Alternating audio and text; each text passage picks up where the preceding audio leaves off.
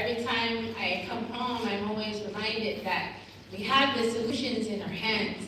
We have the solutions within our homes and our communities, and again, it comes down to seeds. And I see that because in our own community, we've been reclaiming seeds, bringing seeds back home, and in that, we see it as also taking care of children that have been away from home for a long time. What it means to bring them home, to reintroduce them back to the land, and to also have them learn how to adapt to the changes that they haven't been able to locked away in freezers and storages and things like that. They're still living, I guess, what some people would call cultural property. And so our work, my work, has been focused lately on that, is bringing these seeds and foods, and especially for us here as desert people, our foods are so strong. And what I'm finding is that, the world is going hot climate. And while I was in Egypt, I had, I guess, just out of the blue, that affirmation as I was talking about tepri beans, and how amazing they are. And there was a relative from Namibia, Africa, who was sitting next to me. And after I finished talking, he turned to me and he said, "I first want to thank your people for your food, for your seeds." And he shared that in 1994, a Ghanaian relative actually gifted them some tepri beans. And since then, that these beans have been there through very hard times and has helped them survive through these hard times. And I cried sitting up there because, again, reminded that as we're looking for these solutions, they're right next to us. That sharing and that teaching of knowledge and just that simple gesture of sharing a few seeds that can ensure someone's future and survival is where it's at. Very simple things, but also at the same time, very, very powerful things. And so how that connects to everything is, of course, when we're looking at growing healthy food, we also have to make sure that we have healthy water and healthy land to grow healthy food, to have healthy people, to continue this work. And we all have to eat. We all have to eat, and making sure that we eat good foods, especially those that come from the land, our wild foods, our acorns, our violets, our mesquite, our all those different things, the things that we cultivate with our own hands. And that's the power that we all have within us. Especially, I found that it's been my saving grace, if you will, when the border work and the other things get heavy. The planting of food and the cycles of food through life and also through death, and all those things that we see when we're going through cycles of our foods has been a great teacher. And I just want to share that as much this evening. And thank you again for listening. And I look forward to meeting and being with you all this weekend. Wasapo, thank you.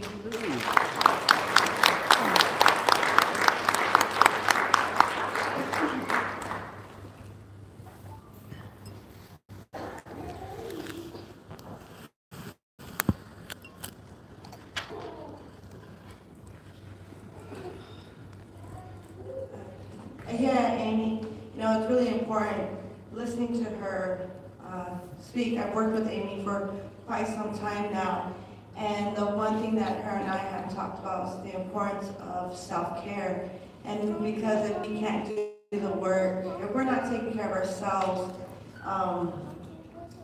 how are we going to be able to handle the fight, to do the work for the fight? And that's been a really important teaching, especially passed down from my grandmother to my father, about how our body is the most sacred thing. Creator gave us this, our body, our mind, and to take care of it. And because when we leave, this is what we answer to a Creator, and us having that knowledge of that our body, our mind is sacred, will feel into all the things that we're fighting for, the sacredness, and to make these changes, these solutions for all of us. And that's what a lot of the work is that blessed gift, is protecting the sacredness and making the right changes to protect our people and our way of life, and passing those knowledge. So yeah, thank you, Amy. I think we really forget about that when we're doing the work. You know, it's really important. Next, I'd like to call up Sean Mulford from the San Francisco Peaks. He's been a great advocate for the Diné people and unifying all people in the protection of sacred mounds. So yeah, thank you.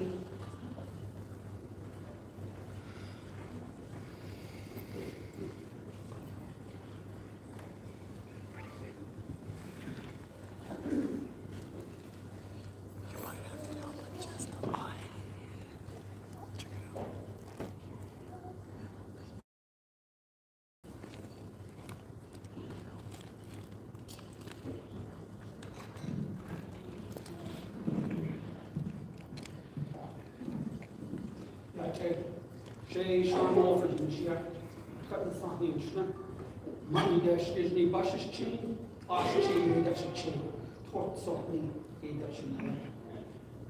hello, my relatives. You know, the first number of speakers coming up, I think are real important. And the last time I had seen Eric was on the peaks, on the top of Doko Sleep. He came there, there's a plant there that grows nowhere else in the world but on top. That's it. There's a plant there. And ski resort was going to extend their chairlift into that territory. But we said that there were plants there. And of course, since it's only grows there, it's listed threatened species. And so we forced them to have us go up there and look around. But they said our botanists have already surveyed it. Everybody has done the work. There are no plants in that area. And so we really pushed them. This is during COVID when they were getting,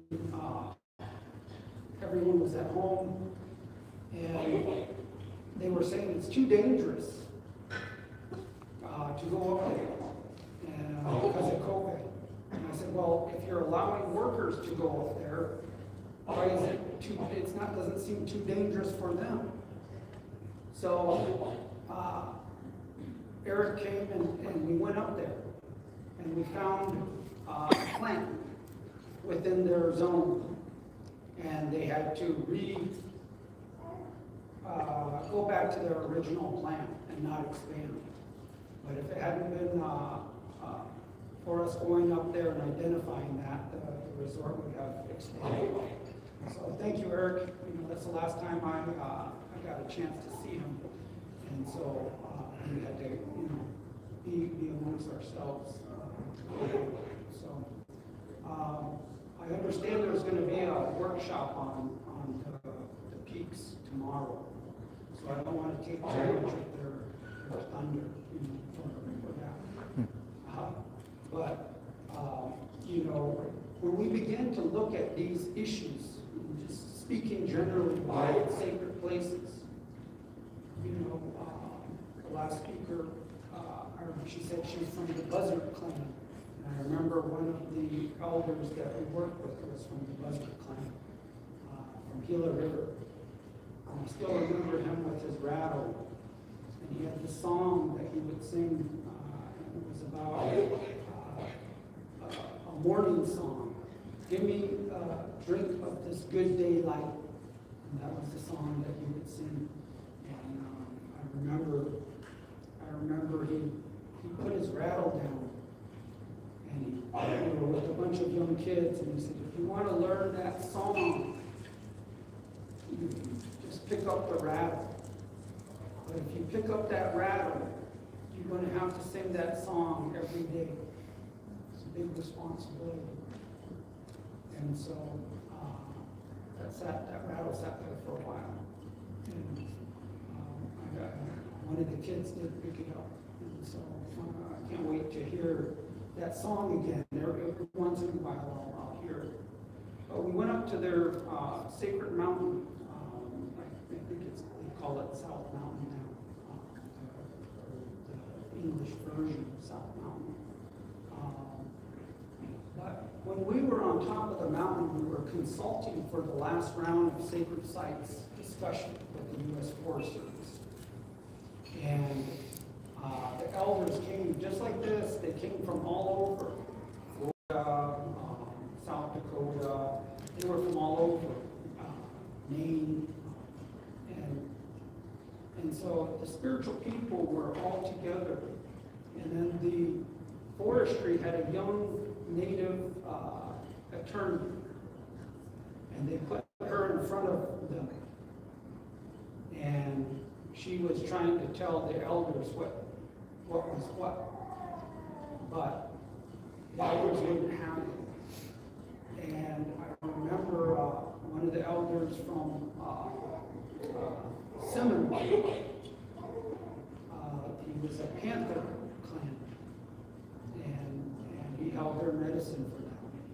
And he was really stern with her, and he made her cry.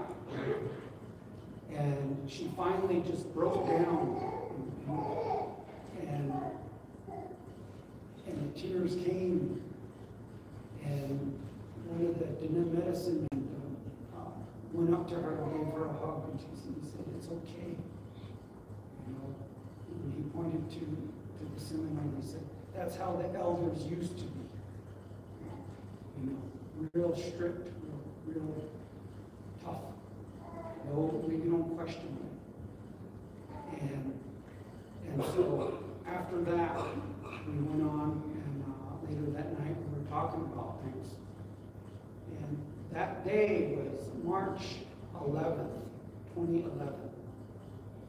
And I remember that day because when we came to the hotel that morning, we were watching the TV, and that was the morning that Fukushima happened, March 11th, 2011.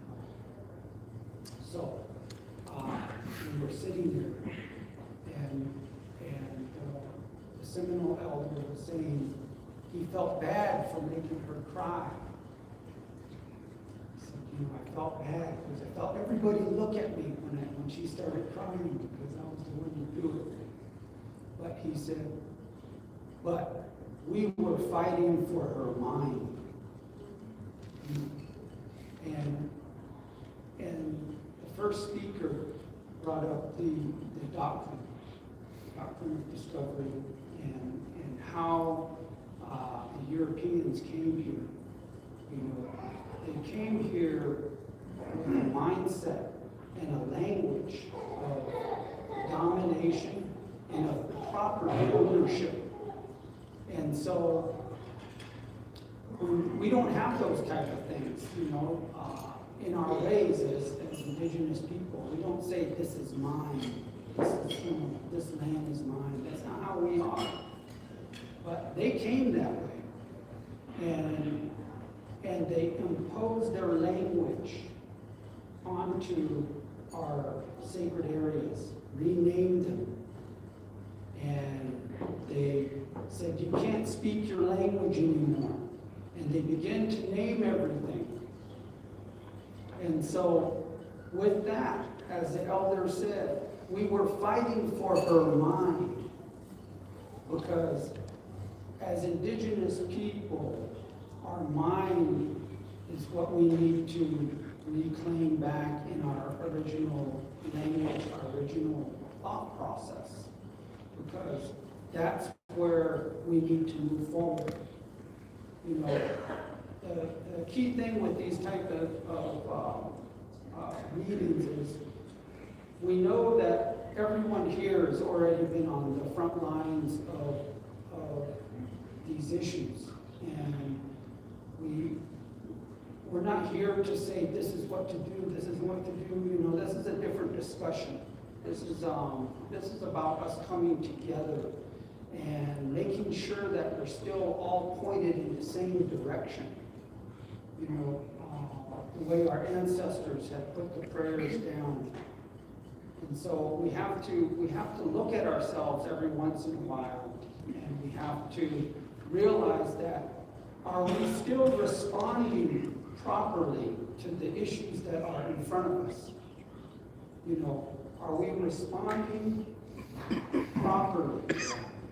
You know, because at the end of the day, when we're looking at this thing, did we change or did they change? You know, we have to look at ourselves that way. We went to the White House. The elders set up a meeting with Obama back in 2009. And I remember the only place that I could find in the place that we were staying was this Chinese restaurant. And it had a little banquet room.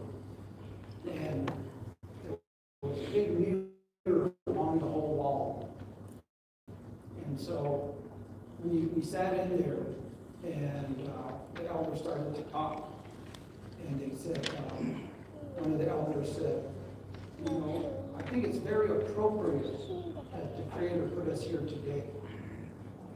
He said, because with that big mirror in front of us, we better look at ourselves first before we start going to the meeting tomorrow and to the White House and tell those people what to do. So we better look at ourselves first.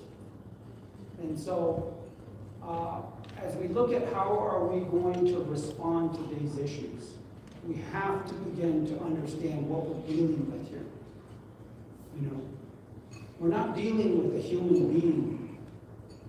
We're dealing with something that doesn't need water, doesn't need air to survive. It survives without air.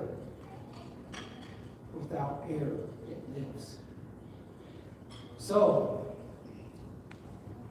how, when we start talking about polluting of water, it doesn't care because it's not going to drink it. Polluting the air, it's not going to drink it. And I think it was Sandra Day O'Connor that said that in one of the Supreme Court rulings.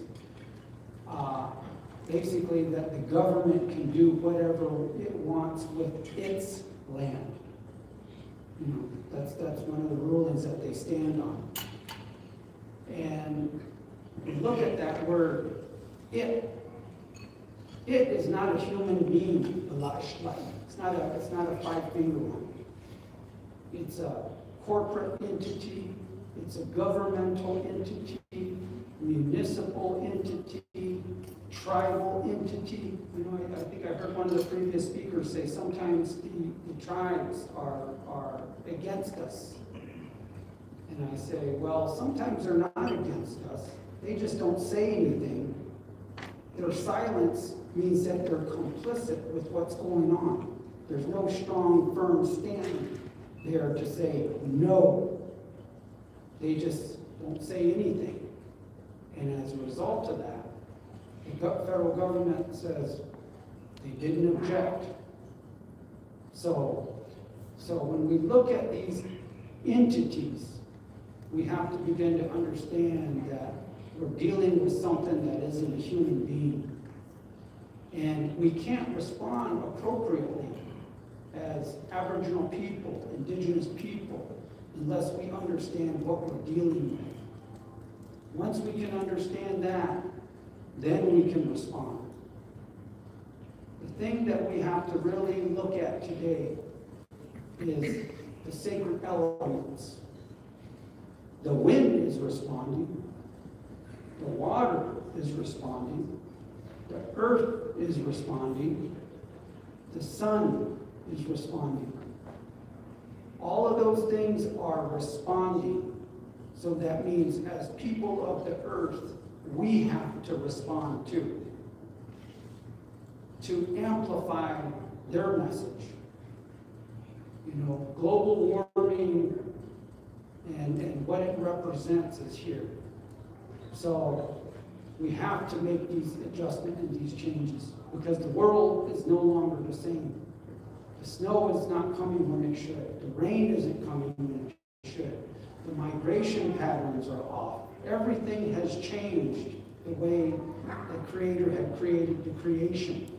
They changed everything. So we have to use our ceremonies to come back and to bring some balance back to these issues. And then, like I said, we have to figure out how to respond collectively together. And I know this is a short discussion, and there's a lot to say, but for tonight, I think that's what we have in front of us. Is, as Eric said, do we all want the same thing? Are we all sitting here pointing in different directions? Because by the time this conference is over, I hope that we all point ourselves in the same direction. With the earth, with the animals, the plants, the trees. That's how we need to align with those things. And if we can energize ourselves, and at the end of this time, be pointed that way with the earth, I think we're going to be in a better position than we are today. So, yeah, thank you.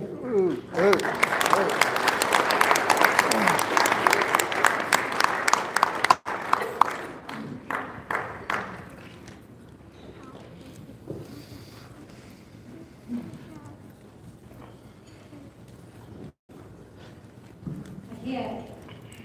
Thank you, Sean Wolford. I just want to share that in everything that has been said today, it really makes you think about the world and how we're related together. One time we were one people. We were all one people, and we worked together in harmony with the animals and with the land. And we were divided, and we've stayed divided. And so by coming together again and sharing our stories and being in prayer together, this is the right direction for us to be in. By listening to each other and understanding how we can continue to work together, how we can continue to pray together and move forward as a family. So thank you for all the words that everyone has shared. I would like to welcome Matonk Brown and Batsuin Brown. They are from the Olem Indian Colony, southeastern Pomo, and they're going to come and share their journey with us. They're doing wonderful work, keeping the existence of their people alive and through ceremony and song and teaching all the young ones how to keep that on, those teachings from their elders. So here, thank you.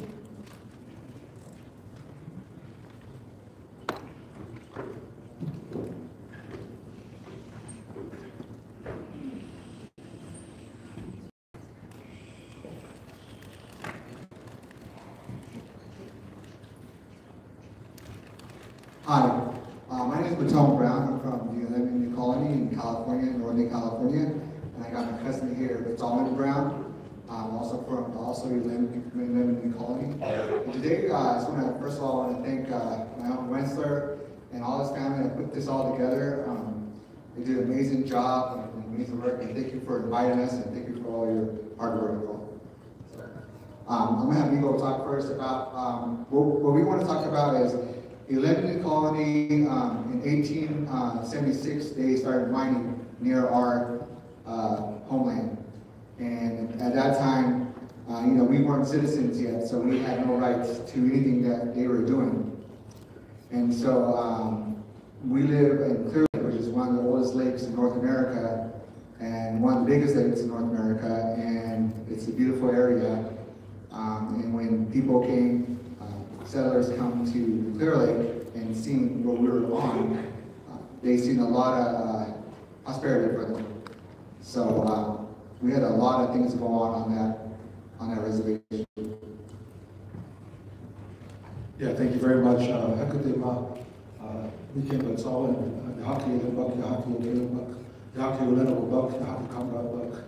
just want to say my name is Batsuin Brown. Like Maton said, we come from a cultural family in the Clear Lake area. And one thing that needs to be understood too is in California, the treaties of 1850 were never ratified by the United States government. They were suppressed, signed in 1850 and suppressed until 1906, and it wasn't until 1906 that our elders and the signers of those treaties, those 18 treaties throughout California, found out that our rights were not protected. And so during that time period, as Maton mentioned, the settlers came through, and our elders at the time understood that they were coming and passing through. And they began to set up their homesteads, and our last name, Brown, actually comes from a European man named Bert Brown who homesteaded the land of Clear Lake, where our family resided, and our great-great-grandmother, Fanny Mateo, was actually a slave of Bert Brown. There was legalized slavery in California, which a lot of people don't know about. The Act for the Government and Protection of Indians. And there was legalized slavery in California to indigenous people. And any non-native person can capture kids and family members and indenture them for up to 15 years. And it was basically a system of slavery that went on from California until about the 1870s and 80s. And so a lot of our family took those surnames of those people who indentured us. And like Maton said at that time, mining was popular in our area, and because our elders didn't understand, they were lied to about what was going on with the treaties. All of these companies came in and started to homestead and set up mines. And the mine itself is on a 160-acre property, and there's been over 200 million cubic yards of mercury-laced soils that have come out of the impoundment, and our actual homes were built on that soil in the early 70s when our first homes got built by the Bureau of Indian Affairs. And one of the things I wanted to also acknowledge and share is that, listening to everybody talk and understanding the time and space that we're in a critical time. The Apache Stronghold is doing something amazing in terms of trying to get the Supreme Court of the United States courts to rule and look at us in a favorable way, which has never been done. And so it's a real challenging time, but it's a time that we have to stand together and be united, have a united front of not only indigenous people, but people of spiritual walk, in whatever fashion that is, to come together. Because as we look at our place in Elam, what's going to happen at Oak Flat is going to be even on a more massive scale than what happened in our area. And if anybody gets a chance to look at, I know we have a few pictures. I'm just going to go through some of those pictures while we're talking. It kind of gives you a picture of what happened. And even though the sulfur bed mercury mine encroached and actually tried to push our people off.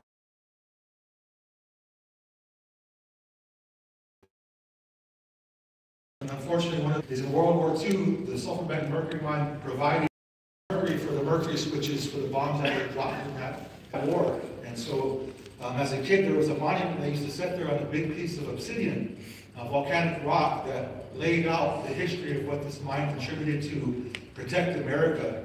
And prior to the mine being there, there were sulfur springs, which were a sacred place where our healers and our holy people and medicine people went to take care of themselves after they conducted healing ceremonies. And so this is some of the history that that doesn't get talked about too often. And one of the things I really want to not only stress is when we look at what's happening through all of our struggles, there's a lot of common threads that we have to understand. And one of the most common things that we have is we have to work together. And those are the things that I'm finally starting to hear as a younger man, and moving up there in age now, and eventually we're gonna take the place of our fathers, who started this battle before us and their grandparents before them. And so we have to understand the whole dynamics and history of what happened so we can be better prepared and organized to bring about change. And one of the things that we really lack is that skill to organize. And those are one of the reasons why I understand why we haven't been successful and for a lot of years, because we splinter off and we are not organized. And so my hope is coming here is to network and also look for like-minded people who want to talk about a united front and coalition of people to protect the land. Because what needs to be understood, and I think we all understand. Spirituality is connected to the earth, and we have to have a healthy earth for us to function at our highest level. And we're only going to reach our highest potential within our cultural values, and the land is important when it comes to that. And so we really have to understand what we're up against. You know, for a lot of years, I grew up here, and it's the white people, the white people, the white people. And that's all our people could really say until they understood the magnitude of what Winslow shared earlier. The system of oppression that's a global system that has happened to indigenous people and people all over the earth. And so we really have to understand the system that we're fighting against. And when we start doing the research, we start looking into it, we'll really understand that it's more than a physical person or being that we're dealing with. And it's a sickness that came from a long time ago. And it's really important that we understand that, you know, and I've grown up, you know, dealing with the dysfunction of the sulfur bent mercury mine because of the fallout of what mercury does to your body, to your mind, to your organs. And our people have really suffered as a young person watching our elders deteriorate and even lose the capability of being able to have clear thoughts. To understand and process things became something that was lost over time. And so one of the things I understand is that the mind is not only causing that physical harm, but it also causes spiritual harm to us. And so as we move forward, we're trying to navigate and continue to practice our culture and ceremonies, but what we realize is also we're not physically well, we're not spiritually well, we're not emotionally well or mentally well. And there's that whole dynamic we have to work with as well. You know, the speakers earlier, I agree with what everybody is saying, a lot of it, because we have to look at so many areas and so many fronts that we're working on. But that physical part is critical. That's where I struggle the most, is with my physical wellness. But we really have to look at what we're consuming, our diets, our food, all of the things that are impacted.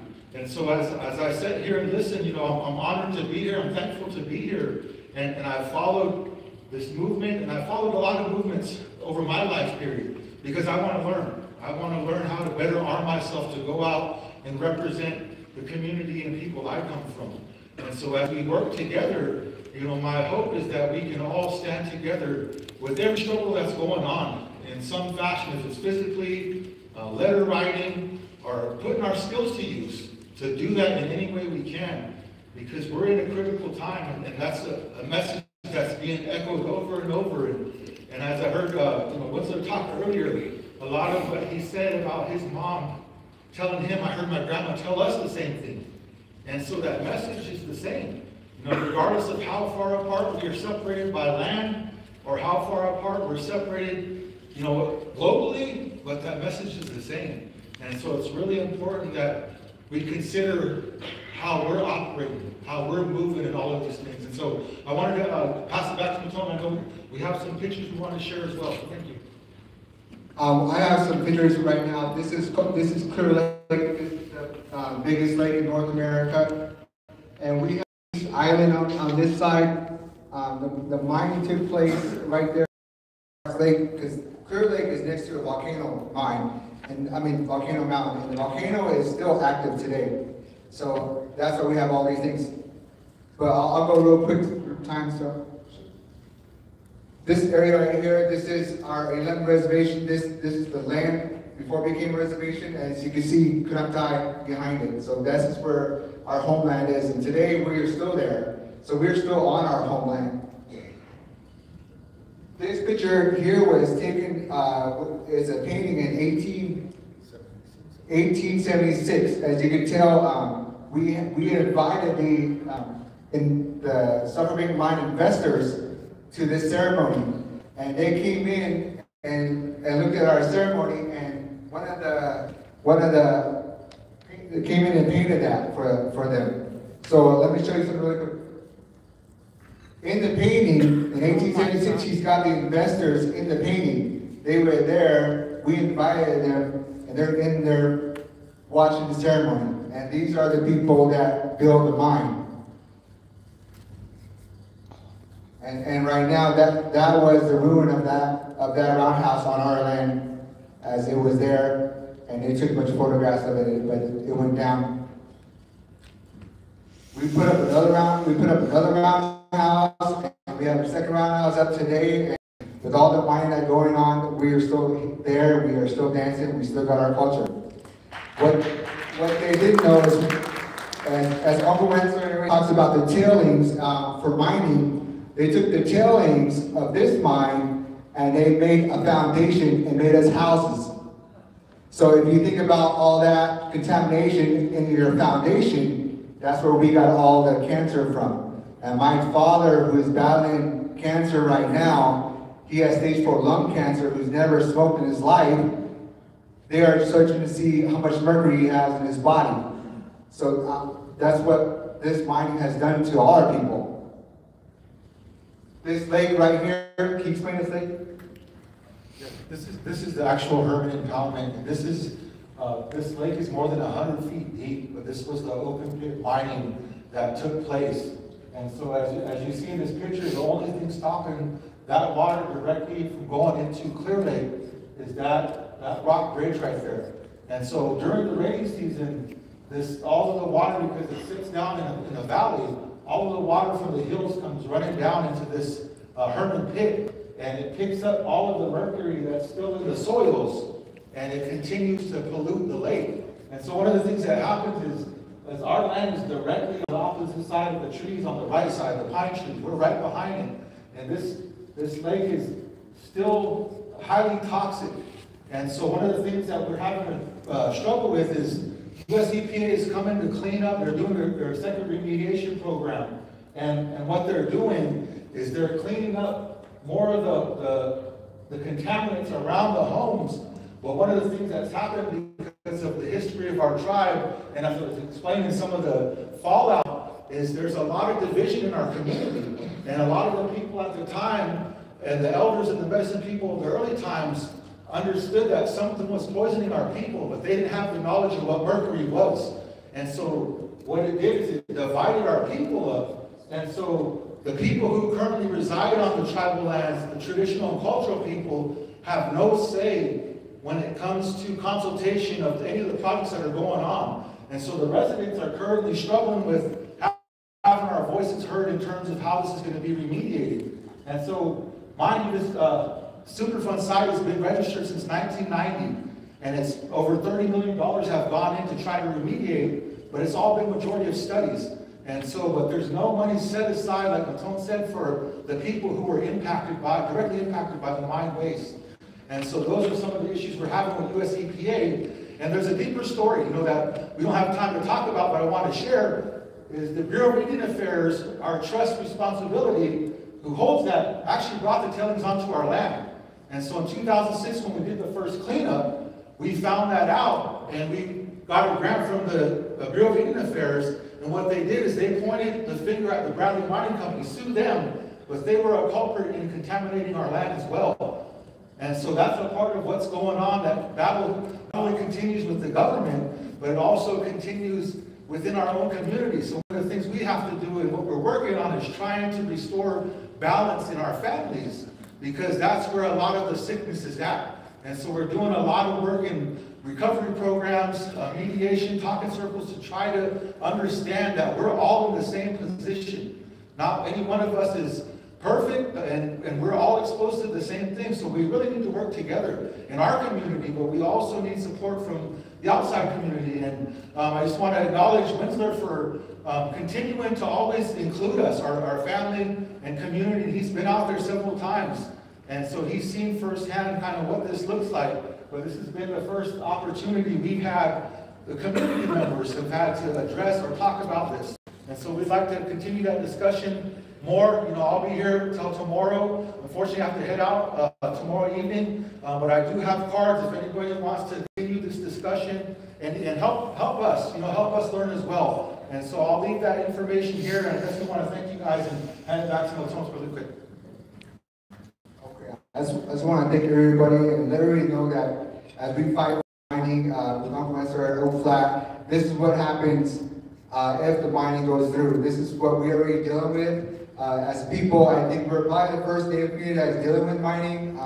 We let it go. We didn't know what, at the time, we didn't know any idea what was going to happen with the mining. So as mining goes on today, as here, we cannot swim in this lake anymore. Me and Saul used to swim in that lake. Today, you can't swim in that lake.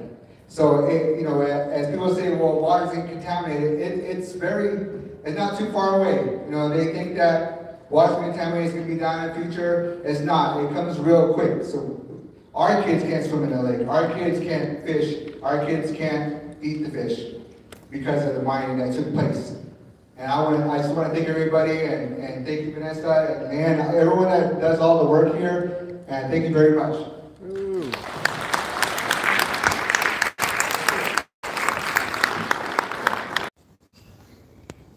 Our life does not matter.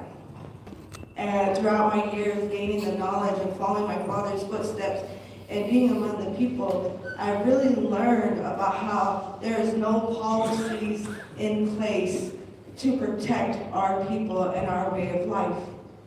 There is no teeth to any of it. And listening to them both, I remember one of our first caravans, we started in Elem, and when we were coming through, there was a sign that said, enter at your own risk.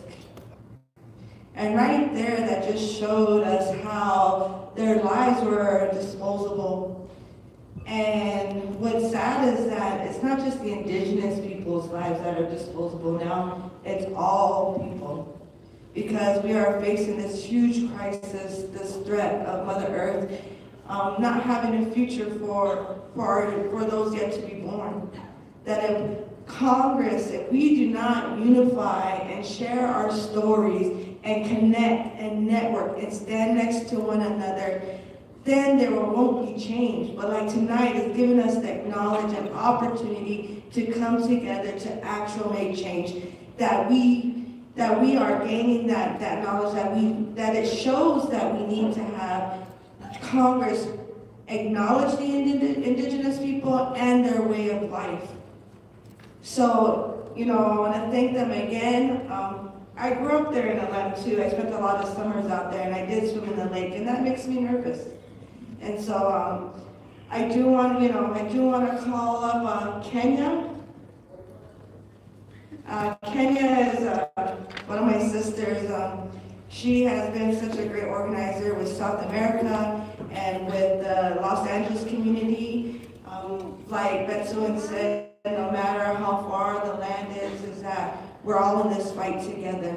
And I've really gotten to know Kenya very well, and I'm really grateful that she's been up here come up here to share her story of the struggles and fights that she is facing, because it takes all of us to come together. So thank you.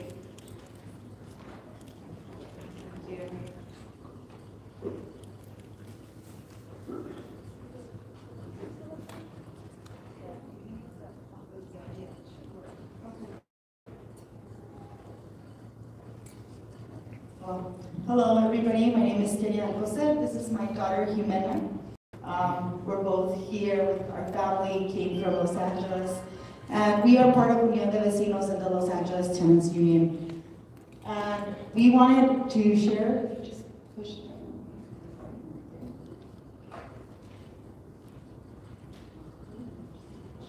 So we come from a community that was destroyed.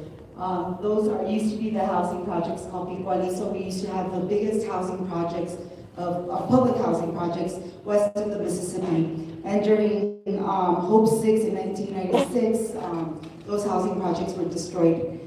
This was a huge disservice to the community. We were organizing with Misión Dolores, which was a church, a Jesuit church that was organizing around the community to really get people to embrace community and really develop leadership within the community. And then the church decided that they were going to support the demolition of the projects because God didn't want all poor people to be congregated in one section. And this is when our struggle really began, because we started realizing that our communities, our traditions are something that we need to protect, that we need to fight to keep.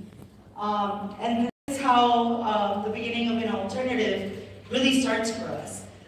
we had to figure out that we have to build our self-determination. We cannot be dependent on government, on churches, or institutions to save us. This is our community, so we're here to clean it, we're here to protect it. We are the ones that have to do the work that everybody refuses to do in our communities. When we go,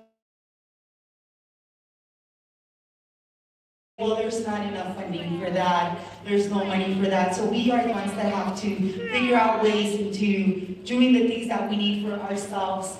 And we do this through community meetings, neighborhood committees. We develop what we call tenant associations. Each building organizes around their issues and fight against their landlords if they need to. We start doing this by taking over our communities. If there's no bench for our communities to sit on while they're waiting for the bus, so we start building our own benches. If there's no city council member that's willing to come to our alleys to clean them, we clean our alleys. If there's no lighting in certain communities, we go and light up our own communities. We realized that by doing this, we are shaming our communities. But we also realized that we needed to extend our efforts to different communities. So this is Maywood. And I'm sure not a lot of you have heard of this little tiny city called Maywood, but they used to have checkpoints. From 2003 to 2007, every day. And on Fridays, from 4 p.m. till I would say 8 p.m., saying that they were doing sobriety tests. These checkpoints were to target undocumented communities because we didn't have the right to a driver's license. The towing company was making $4.5 million a year by towing communities' cars. This same company was paying off the police department, trips to Vegas. This same company was paying the city council members' campaigns. We were having issues with corruption, water, tenant rights, Superfund sites, and this is where I feel like we connect with a lot of the work that y'all have been talking about. These things are happening every single square of any place in this country, especially when you're talking about poor and low-income communities. Our water used to come out like iced tea in the city of Maywood. We were able to fight, and with the help of our something member, we were able to get $5 million to help clean that water up in the city of Maywood. And interestingly enough, our representative, who was a Democrat and who was Gil Cedillo, which you might have heard of because he was in the leaked recordings from the LA City Council conversations, he voted against this bill. We have Republicans that voted in favor of this bill because they said they wouldn't even give that water to their dogs. But our assembly member at the time refused to support us. So we see, how do I stop this? So we see that there's a lot of things that are happening in our communities. When we're talking about gentrification, I think it's very important to realize that the first the first communities that were gentrified were indigenous communities. The first communities that were taken over and that were their culture and their communities were destroyed are indigenous communities. And when we're looking at the fight of gentrification, it is a continuous fight of colonialism. It is a continuous fight against capitalism. It is a continuous fight against all of these things that are coming into our communities. First, making sure that our communities don't have access to anything, and then when they impoverish our communities to the point where the land is worthless, they come up and buy our lands to make sure that they now have the land that they want. So in Boyle Heights, we've been fighting really strongly against gentrification, and we say the politicians, the police, the organizations, they come and go. Me and my community stays, so it is our duty to fight, organize, and change our communities. This is something that when we start organizing in our communities, we start talking about a long-term process. We don't come to our communities talking about we're going to change things right away. Some of our members have been members for 26 years. We have members that have been members for the last months. But this is something that we feel that we need to continue to do. We need to defend our communities. We need to fight for our communities. And we need to do it at any cost necessary. And this is something that a lot of people were talking about because we had youth in our community that tagged "fuck white art." And the reason why is because they were trying to bring all these white galleries into our communities. galleries that didn't serve any purpose but to hike up rents in our neighborhoods, that didn't serve any other purpose. Because none of this art is really art for our community. None of us can afford the art that they sell in these galleries. And then we had our friends from New York and different other parts of the country that were white and saying, yes, let's talk about white art washing and what it means, because none of the artists really make money. It's all about the corporations. It's all about these art galleries that are making money for themselves and fighting back. And then we started fighting for our housing. So on April 1st, 2020, when a lot of our members came and said, we're not going to be able to pay our rent, we said, well, let's go on rent strike. And a lot of our friends and other community organizations, we said we need to go on rent strike on April 1st. And they said, no, let's wait. We don't want to put people at risk of evictions. I was like, well, they're going to be already at risk of eviction because they can't pay their rent. And so the LA Tenants Union decided to go forward alone by ourselves on April 1st and declare the rent strike. And all of our tenants that couldn't pay their rent didn't pay their rent, and all of us who could pay our rent refused to pay our rent to be in solidarity with those that couldn't.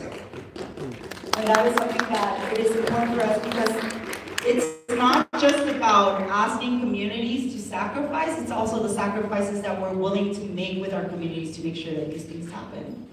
And political education is something that is very important for us. And I think that there's a quote that we've been reading a lot with our communities. It says, capitalism is an international force.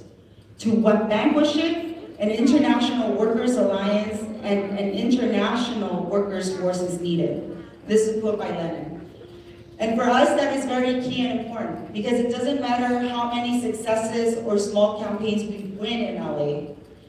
It doesn't matter. If we continue to live in a world where capitalism is the one that rules, if we continue to live in a world where the Jeff Bezos and the Elon Musks believe that we can continue to destroy this planet because eventually they're going to find another planet for themselves to go out and live in.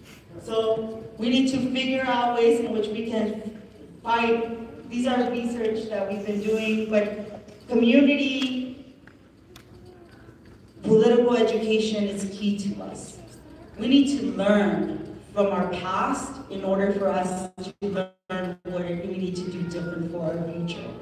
And that's why I'm here today, because I am interested in learning from indigenous communities and their struggles. A lot of these struggles have been erased from history books. A lot of these struggles have been erased from our educational processes as kids. I brought my daughter here today because it is important for her to learn that there is a different way of organizing our world and organizing our lives.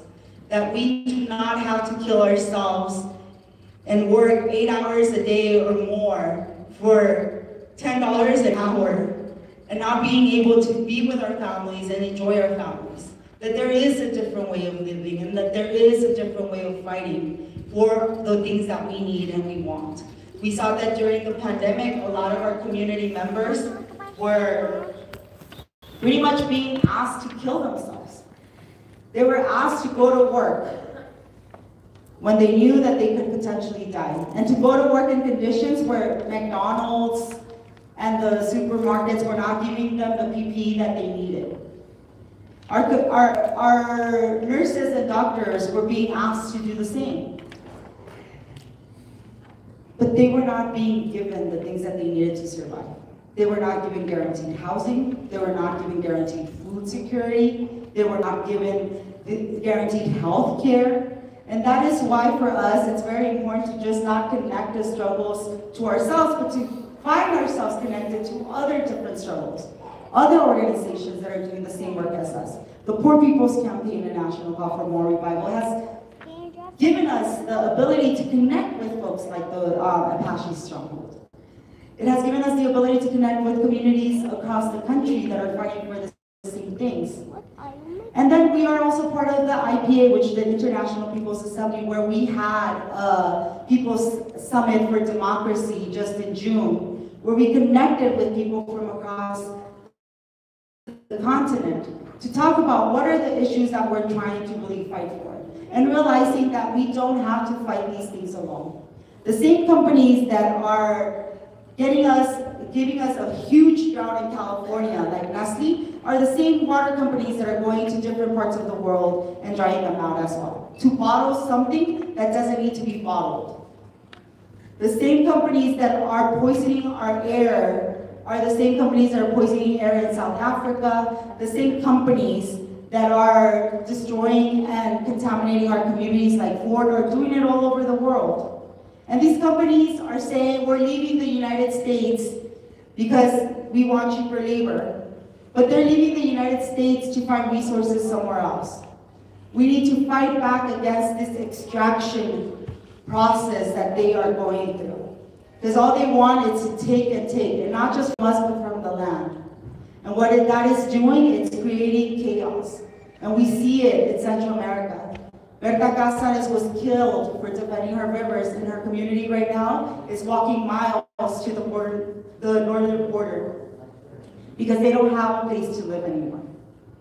We have communities that are pushing back and fighting back all over this world, that are looking for alternatives, and are being under attack, whether it's with sanctions or whether it's with repression or wars.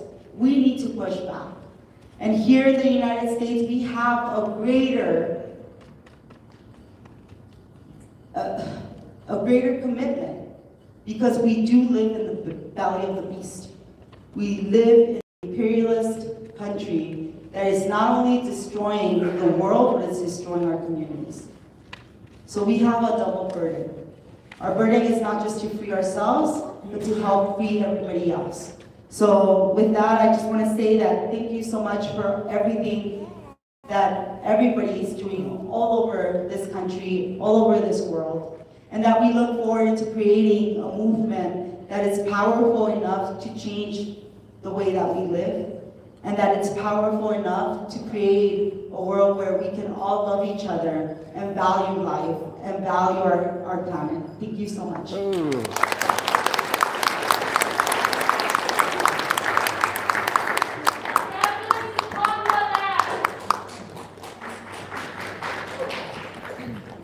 Thank you, Kenya.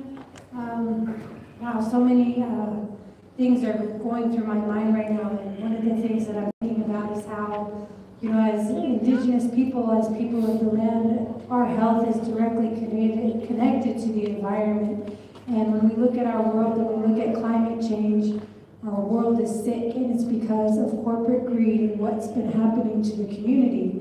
And when we look at our body and how it relates to the earth and our spirituality, our people are sick.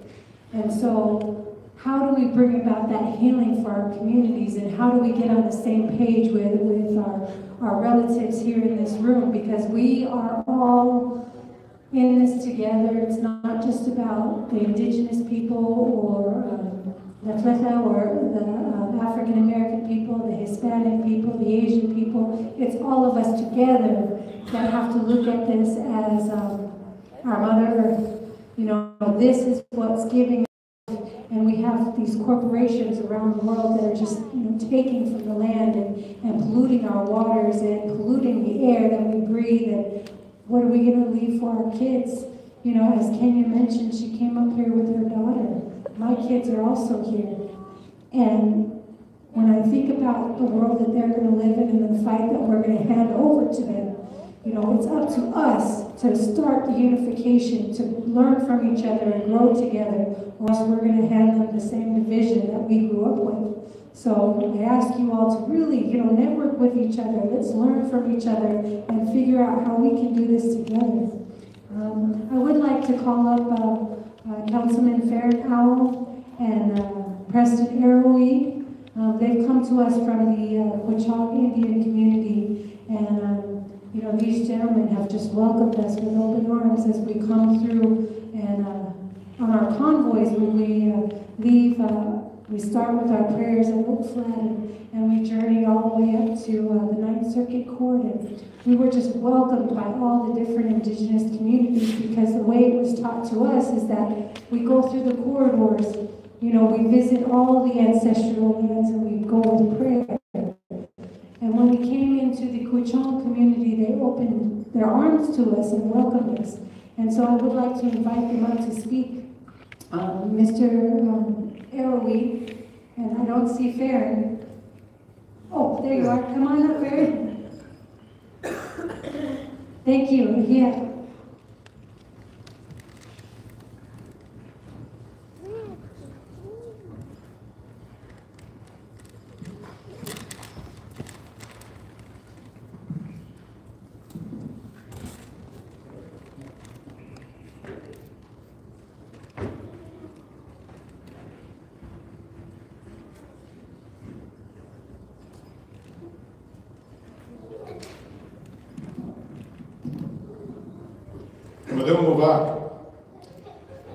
My name is Farinal, I'm Kutsan and Paiute, and I'm from Winter Haven, California, which is about 3.5 hours from here, right across the river, Colorado River, from Yuma, Arizona.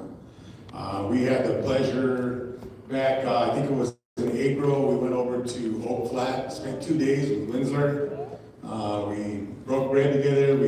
I was more of a witness between President and Winsler because they both had exchanged stories together. And I was more in shock that their stories were similar, even though they were never met each other. They didn't have the same references of stories, but it seemed like to me it was in line to what we're all here for tonight or for the next 3 days.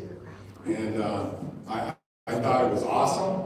I was able to witness that, but more importantly, I was able to witness Oak Flat, the beauty of that area, the ground, the water, the air. It was awesome. But it was more sad to hear what the company's going to do when they come in, if it's ever approved, which in my vote, it's not going to be approved.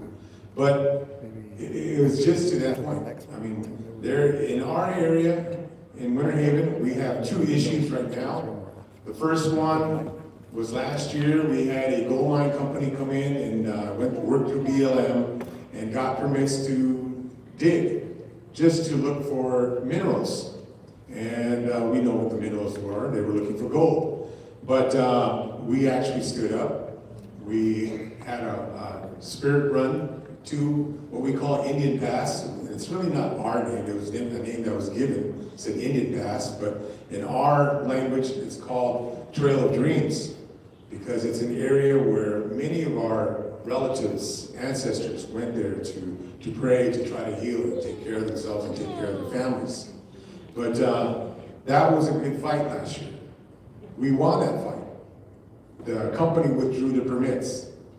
But again, we found out 3 months ago, another company from Canada has come in and asking for permits through BLM. BLM just told us this about a month ago.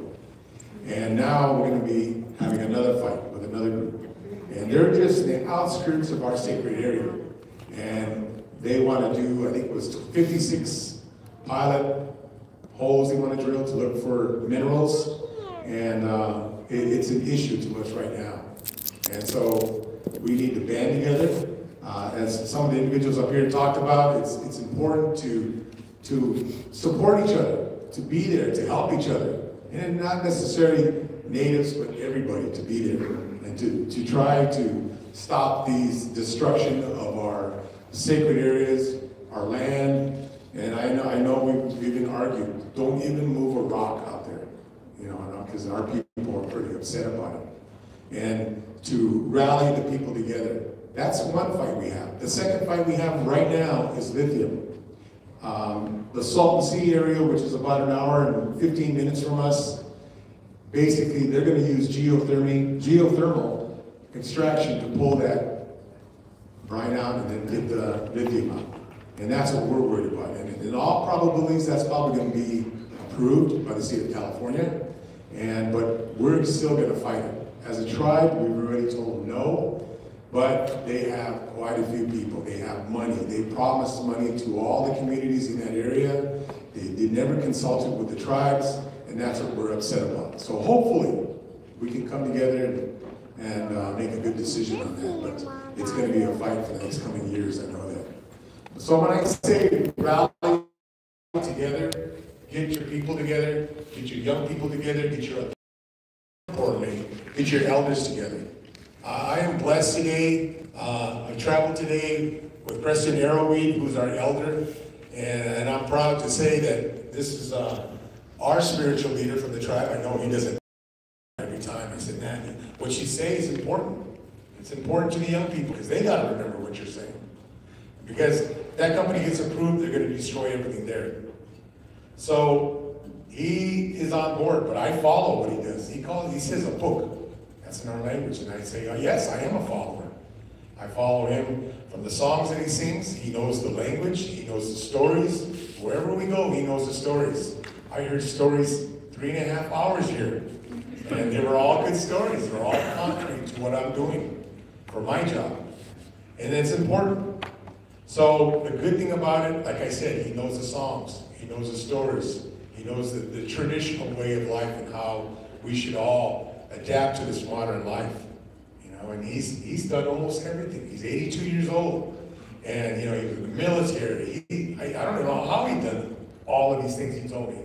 And I'm just amazed at what he does. And, I'm honored that he's here and he's going to share some information with you. And every time, to me, when he talks, it's something that I have to pick up that's important because I need to share it with my kids or my family or the young people that I work with. And the same thing with everybody here. For the next 3 days, you get to hear different people of what's going on in their lives, in their tribes, their native people, or just their relatives. Take some of that information home and use it at your house because it's important. I see a lot of the notepads on the table. Take them home with you. Don't make airplanes out of them and throw them around. But maybe write somebody's notes on there, somebody's quote, because it's going to help you. Or remember it a week, maybe even a year from now and say, hey, I remember this elder said this one important item. And it's going to work for you, I guarantee it. But this is President Arrow. I'll give you the mic from here.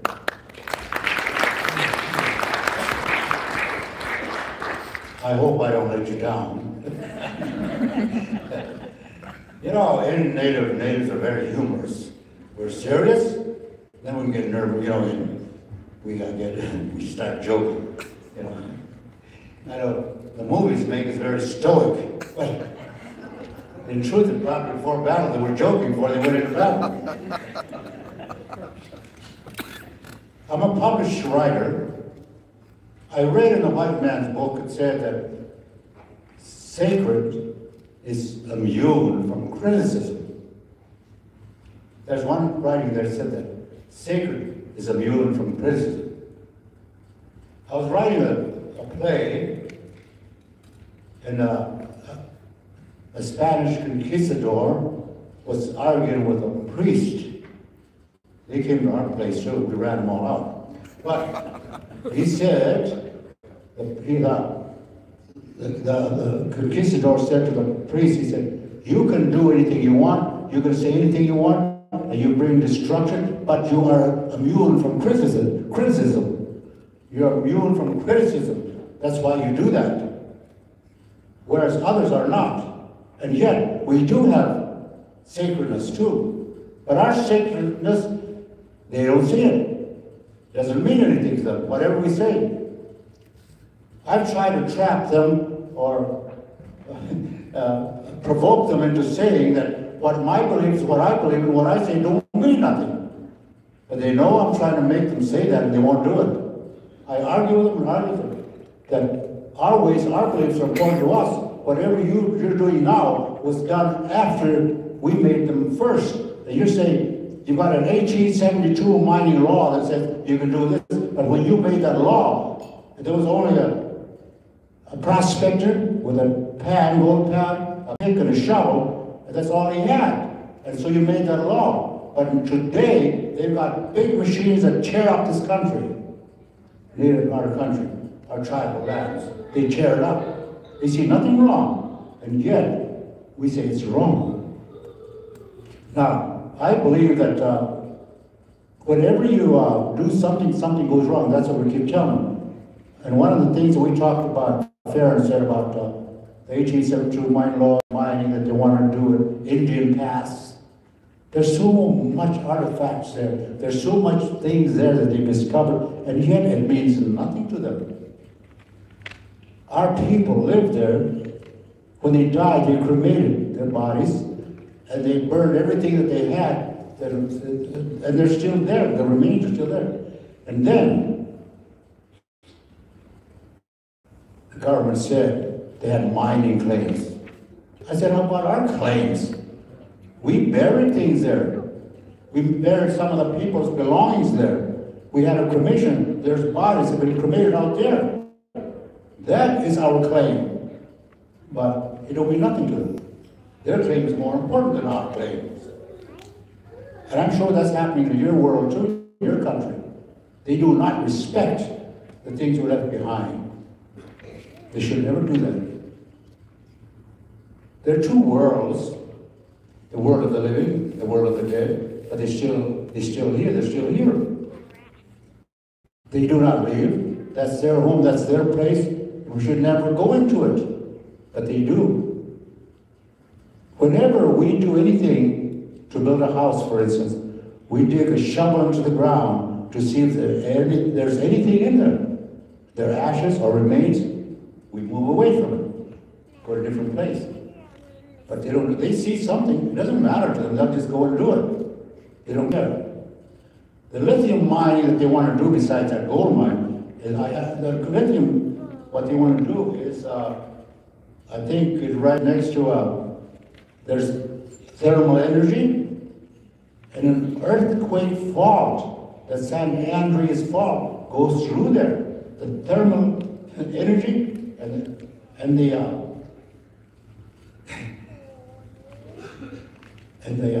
thermal energy and the San Andreas fault there, if you go digging in there, you could cause an eruption, you can have a volcano come up, you can do all those things, but don't you see that?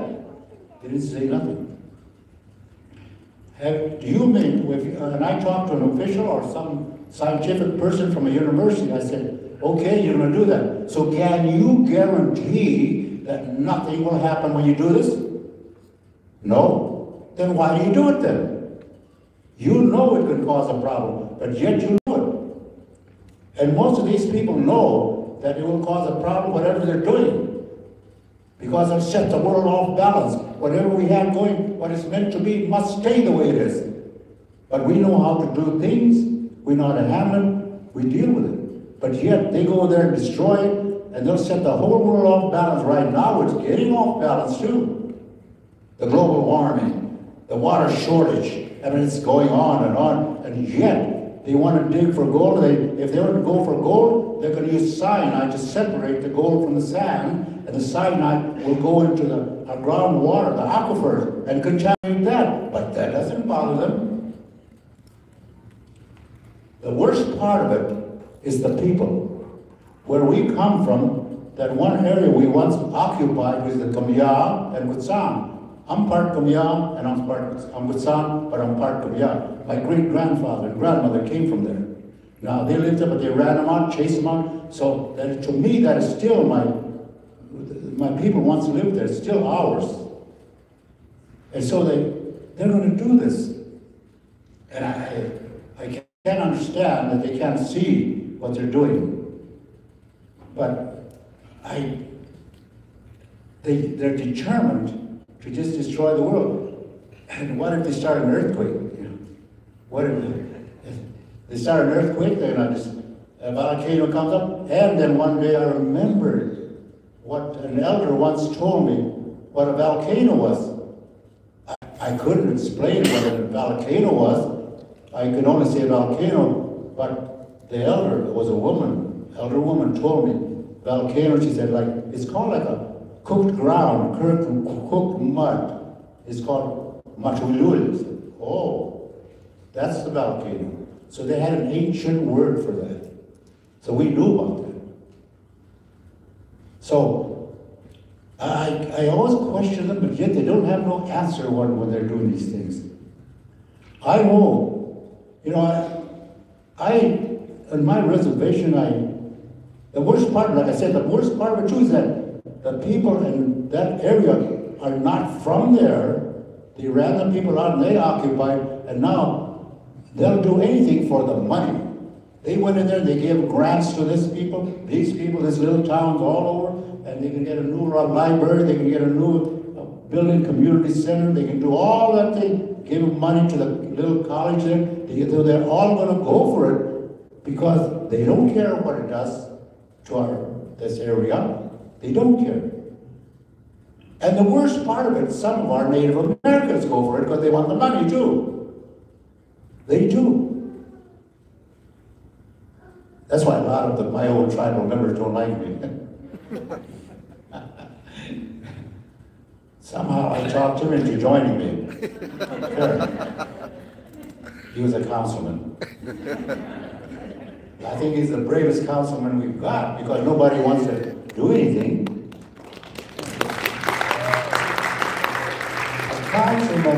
A councilman is restricted to doing a lot of things because they have to follow certain laws in certain ways. When I was a tribal councilman 50 years ago, kind of young, I was a young councilman 50 years ago, 32 years young. Well, I swore to uphold the Constitution, the laws, and everything to the government and my people. I swore to do that on the Bible. And a problem came up, they were going to take our land.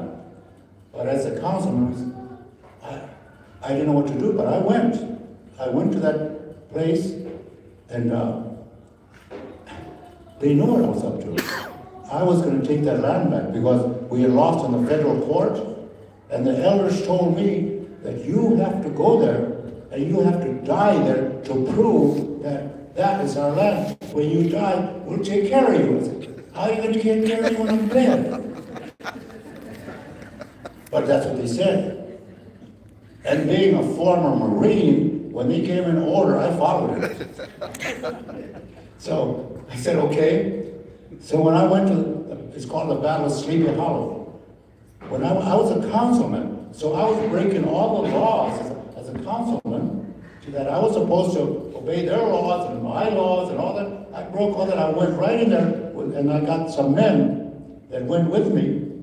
Incidentally, all these men were rejects too. But they were more, what do you call it? I don't know, they wanted to help. They were more patriotic than the so-called good people. And they said, and I told them, I'm supposed to die here. They said, you know what? We've never done nothing right in our lives, so we'll die here with you. They're supposed to shoot me. They're supposed to shoot us.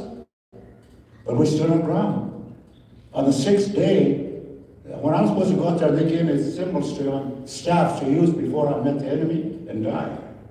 So I had the staffs ready to go. I was going to do my thing and get shot. Because they, what are we doing? They killed. Well, 38 and fight some more. I said, okay. So I went out there, and only one BIA official came to meet me, and he said, Preston, you can go home, you won the battle. What a letdown.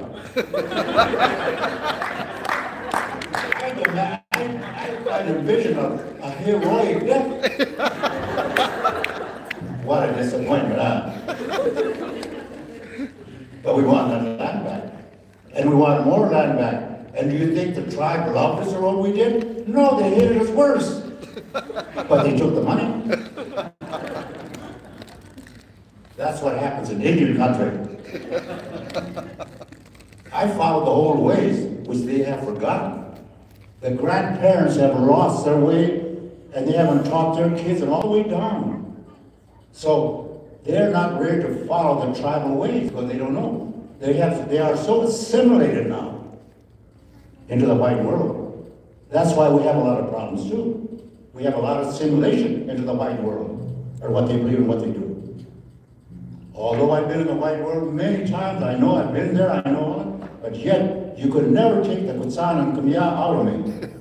I went to another one called Ward Valley. We stood there with my young singers that I taught how to sing. We went out there and they told me they wanted me to sing sacred songs up to the blockade and sing the war songs to the federal officers who were going to evict us at 12 midnight, but they would shoot us. So I went back to my camp when they told me, my boys were there, they're high school students too, I can imagine, I don't know what the parents would have said, but here, these high school kids were with me, and I went back and said, boys, I'm gonna put you in harm's way. We're gonna lead this procession, we're gonna sing war songs in front of the federal officers. So we went, we sang all the way down there to the main blockade. gate, and we got there, and we started singing Kamiyao war songs. And they danced, and we sang, and there they are doing this, looking at their watch. Midnight came, okay, let's go home. Another letdown, they didn't shoot me again. 2 major battles I won, for the Mojave, this was for the Mojave, and one was the job. You know, Los Angeles for a while, I came home. I won a house. They said, sorry, I couldn't get a house. So they said, well, let's build a house. So we built a mud house. We lived there without no electricity, no water, so we had to build it. We got a pump, and we had to get solar power, but we lived out there. I lived in that mud house. Finally, I got a deep well. I got more solar panels, and later on I got electricity. So now that's where my headquarters is at, on this piece of land, 10 acres that I have. My stronghold. And that's the only one that goes against the tribal council. I argue, they can't do nothing to me. I can do ceremonies there, I can invite people, I can do anything on my 10 acres. They can't do a damn thing to me because it's my land. That's our strong, Amapipa Foundation, that's the name of my organization, and they cannot touch us. And so they love me again for what I've been doing. But I think I'm the most loved person on the reservation. But I love it though. The more they hate me, the more I love it. Because if they love me, there must be something wrong. So if they hate me, I know I'm doing great. So, I'm telling you, fight. And if I have a chance, I'll come up and join you and fight with you. I might even die with you guys if I have to do that. But, well, you better have it quick because I'm getting older and older. But I think I put a lot of young men in harm's way many times, but we've always won. And like I said, like you're doing, I'm like you guys, all you people, what you're talking about. The sacred land is very important to us. Our people, we think of our heart that's beating, and it's the energy that goes into the heart and makes it beat. It's an energy. When we die, the body deteriorates, we cremate it, and the energy moves on. The energy. And the Kutzan way to say energy is fire. The energy in Kutzan says fire. So they say, my fire, self-fire. But it really means my self-energy, self-fire. Myself, the energy. The spirit is an energy, self-fire. So I say, when we have a wake, we say get up and dance. Kopil means heat it up and mean energize it. Get up and energize. When we get up and dance, we energize it. We all feel it because we bring that energy back, the energy of the past and the present, we bring them back into that one dance. That's what we do. And I sing. I know when I sing certain war songs, the men would jump and dance because they remembered what the warriors once done. And the women dance too. And that's my glory I love to see. But I retired from singing. But I'm thinking I'm coming out of retirement and when Fair gets his voice.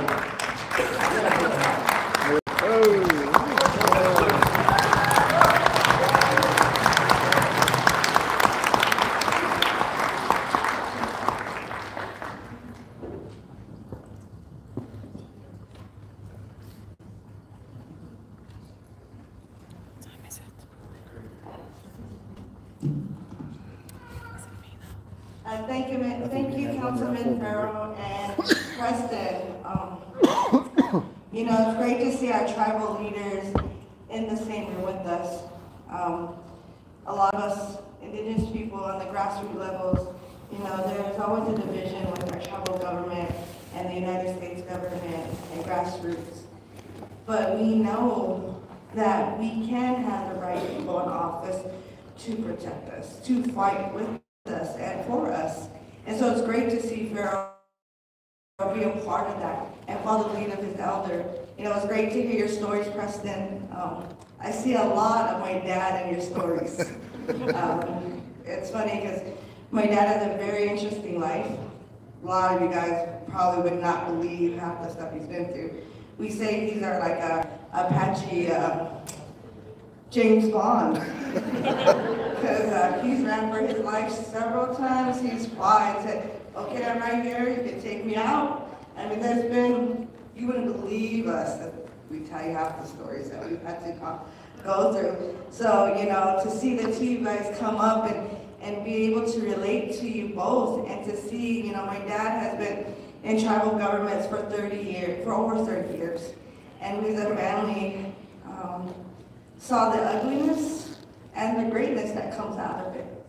And we know that there's actual change that can be made within our own tribal governments. And so thank you, Pharaoh, for taking that lead, because like Preston says, and my dad has always preached to us that, you know, we tell him, hey, you need to run for chairman again.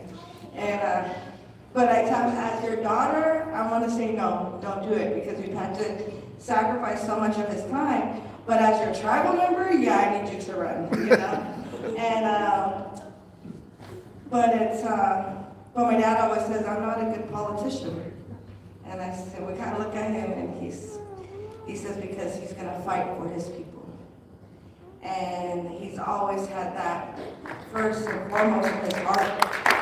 And so that's why we're standing here today, you know, all of us, because of the vision he had and what he's instilled in his children and his grandchildren, and us seeing the bigger picture and knowing that this has to happen, the unification. And to have a councilman up here is really great, because you've shown us that our tribal government can stand with us, stand for us, stand beside us. So yeah, thank you. Next I want to bring out my sister, Anna Rondon. She has been fighting for many, many years on the protection of the Diné Nation against uranium mine. I share a lot of in common with her because we are mothers, and she has really showed that how much she cares and love that she gives, not only for her community but for all people. So I want to bring up Anna.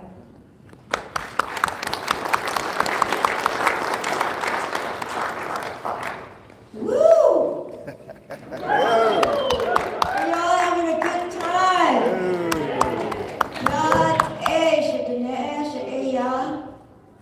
Anna Rondon chia. I am Kia Ani Ado na kaidine bashishchin. My chays are tapang. My knowledge are not kaidine. Chechota denasha. I live about 15 miles north of Zuni. I am Diné. I'm very, very honored to be here today, this evening, with all of you on this beautiful homeland of our hosts. I want to thank my brother Winsler for also having the thought to put this event gathering together. To me, it seems like all the clans I've heard up here, it is a gathering of the clans, not tribal governments, but who we really are. I don't have to talk about now nation government now. Oh my Lord, have mercy. It's the most difficult time that we're at, but it's the most beautiful time as well. In fighting to protect sacred sites, my first experience was in California. Pacific Gas Electric Company, PG&E, was going to make a natural gas pipeline. This was in Alameda, near Oakland. So as the drilling went on, they went and had destroyed part of a burial mound of the Ohlone people of the Bay Area.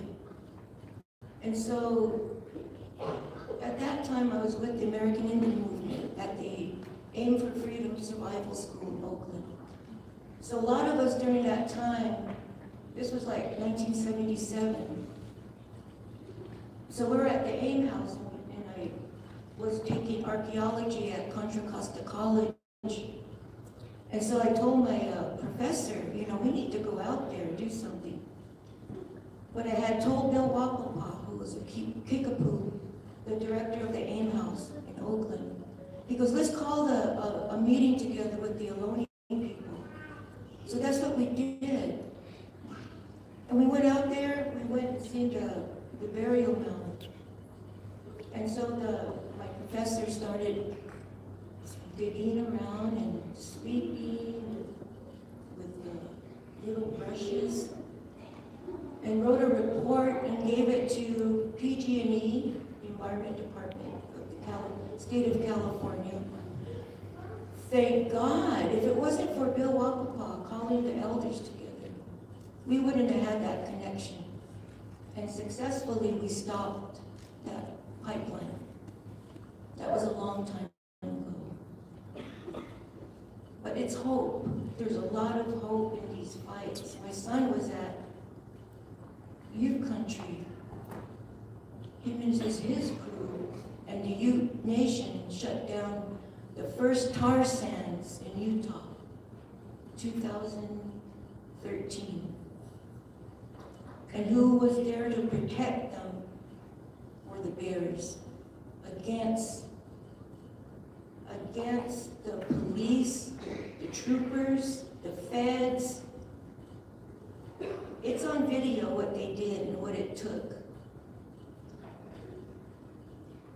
Then Standing Rock happened, as we all know, brought 20,000 people together.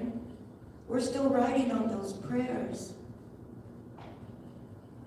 at Sacred Stone Camp. Our clans, the stories, the histories of this land. As you drive through these waterways, I learned from my brother Winsler that a lot of the Apaches were the protectors of these waters. Knowing that, I did a lot of research and found that the Apache and Diné lived in Nebraska. Their stories.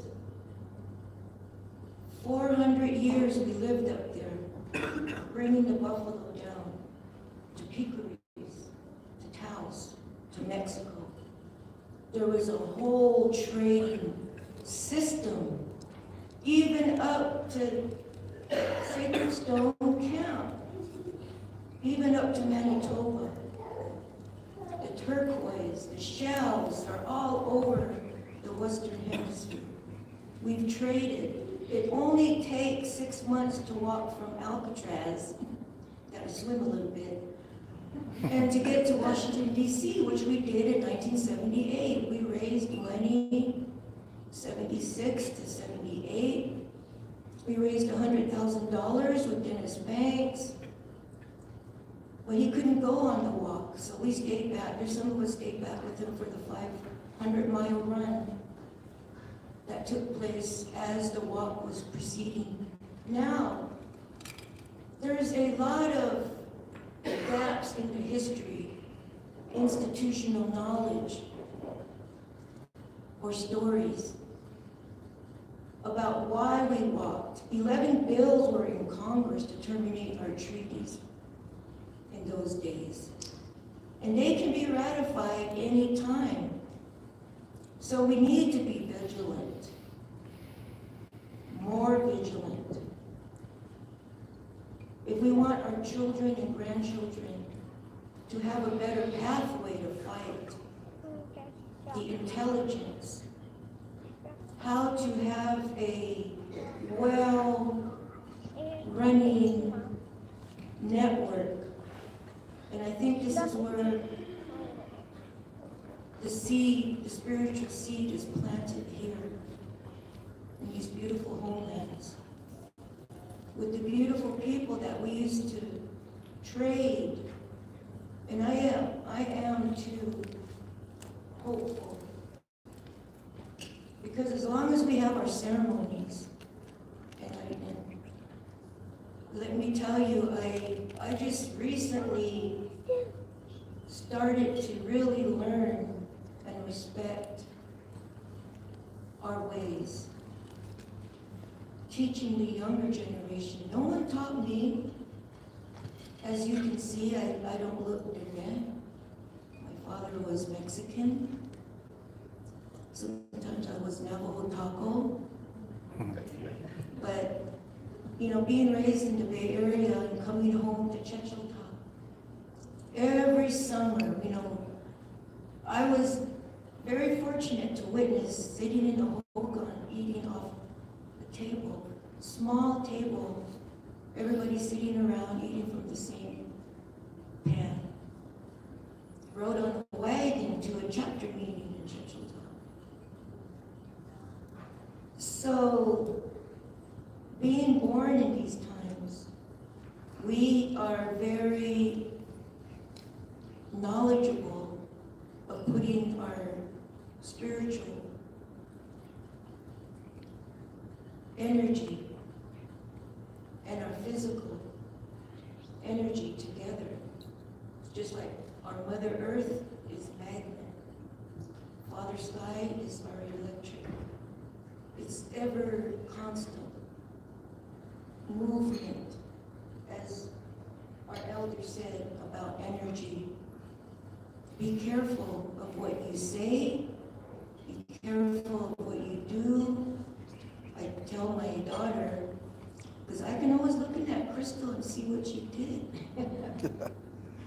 Those are things you need to pick up, whatever is in your heart and in your mind. That is what is your guide. But for us as indigenous peoples, you know, we're very fortunate that we are in these times picking up the pieces of our ancestors, just like the children that are coming out from those graves being exposed. That is power. That is truth-telling. So with that, I want to tell you that in battling the uranium war, we're still in a war with the federal government. They've never honored their treaties. But with the uranium, you know, it came to our land, the USGS, 1919, and that's when they discovered vanadium, which is harder than uranium. We used it on the battleships. And I just learned from Elam Colony, you know, that's the connection here is about the World War II, about your minerals, our uranium, help destroy parts of this world. And so, yeah, we do have a big responsibility as indigenous people. And being in the movement 40-something years ago, and seeing today, there's so much hope because there's more young people in these movements. There's so much hope, and the grandchildren are learning. And there was a new movement that grew out of Oak Flat. It's something I've never experienced. Something so powerful at Oak Flat. I'm from Chechilta, so what drew me to Oak Flat was Chechil, the oaks. So I wanted to see if we could network, and I brought our spring water. My son helped get the spring water, and we brought it to the Holy Ground, hoping that the battle with the uranium and the copper, whatever battles we're fighting, that we can unite. And the songs, the beautiful songs, Tony, one of the singers, traditionalists, taught so many of the young men of Oak Flat the songs.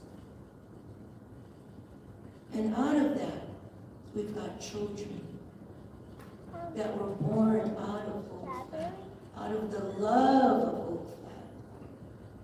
I got my granddaughter here. Nova. She's born from that water that I brought.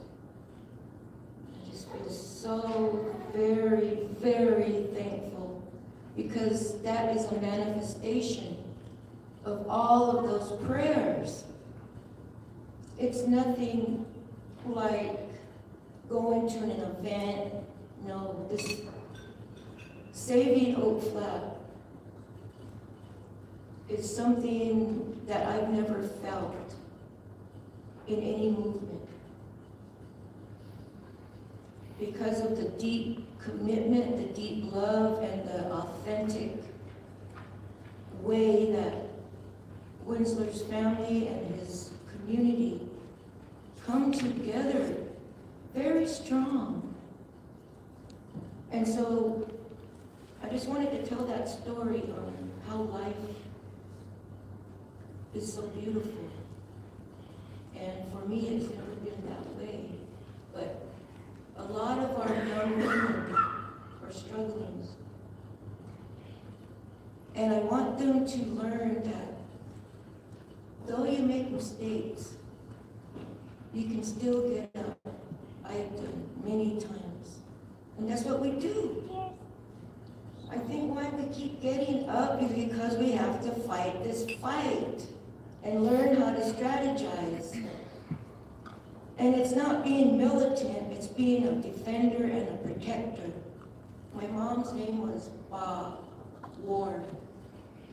It wasn't Zana Ba, but just Ba. And that's why she was very adamant, and I learned so much from my mother because of what she had taught. She was tiny, Navajo woman, but she taught us how to fight. And with her living, we lived in the Indian village in Richmond, so we were around a lot of African American people. And so when Martin Luther King got shot, we marched in Richmond with our African American brothers and sisters. So I learned that from my mother, that red, yellow, black, and white doesn't matter, it's what's in the heart. And it's hard for me to accept that, but I have to step back and, like someone said, look in the mirror. How are we conducting ourselves? Because this is a very important fight. We don't want anyone to get hurt. And in all these different movements I've never seen anyone get physically hurt. But just remember, it's a war. It's a spiritual war. And of all this US EPA cleanup superfund, we all know it's bullshit. And the doctrine of discovery is going to be 530 years old next year. Our former Chief Justice, Herb Yazzie, challenged our Navajo Nation Council, the new ones that are coming in January, to get a resolution denouncing the doctrine of discovery. So that's something that we're going to be pushing for, because that's huge for a former Chief Justice to say that. Because when that is done, it's going to unravel a lot of these chains that have been binding us for centuries. They've only been here a little over 500 years. It's just flash in the pan. But with our homelands, we go for the record, go to the United Nations, make a declaration there as well. But the real work happens in Congress and with the elections. So if we want to do any type of movement, I think having a collective effort on what policies should be changed. And one, I think, would be the United States Constitution, because that's the framework of racism in this country. 3/5 of an African American person is able to vote, meaning they're only 3/5 or 1/5 human. I'm not good at math. And later, as you read down the Constitution, it says that merciless savages are not human. So all that is derived from the doctrine of discovery. That is something of a huge message that we need to take. And of course, Winsler's done so much in Congress. He knows so many people around the world. And I didn't even talk about uranium, but I just wanted to tell you a story and why we really need to get a campaign against the doctrine of discovery and to do amendments to the United States Constitution because it's racist. Why are we operating under that in the first place? So those are just some recommendations. I can't follow Mr. Harold. Oh my goodness, he was amazing. Joke. Is he available? But with that, my relative, I think my time is up now. But thank you so much, and never give up.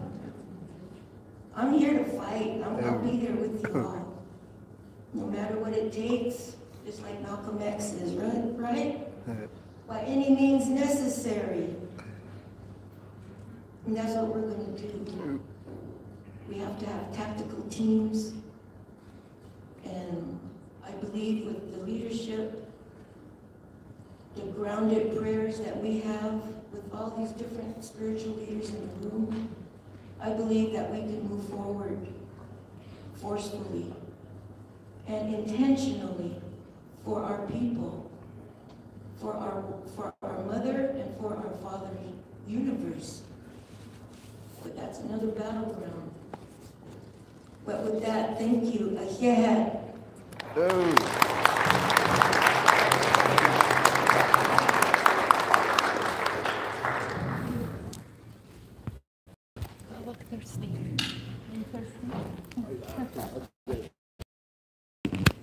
Thank you, Anna, for your words. About the word hope. And what it means to me and what it means for our future. And I want to share a little story. My daughter, yesterday, she's entered womanhood.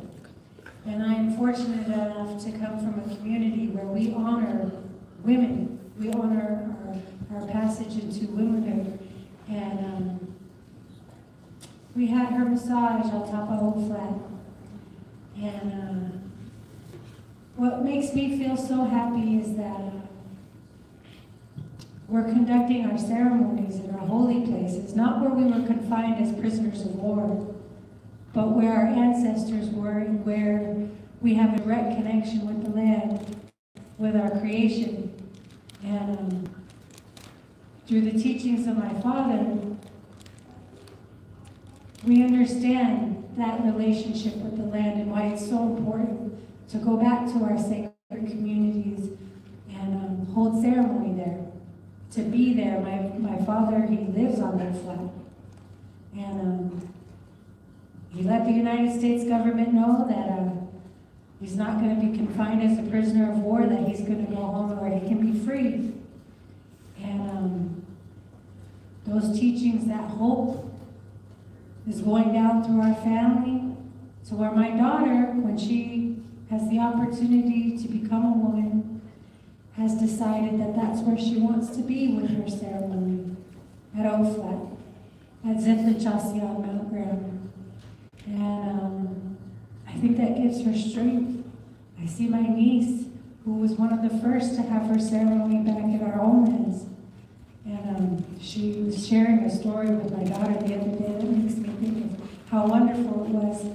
She said that when she hit her cane on the ground, that she was waking up the ancestors and reminding the land that we're back that we're here and we're going to do our ceremony in our holy places.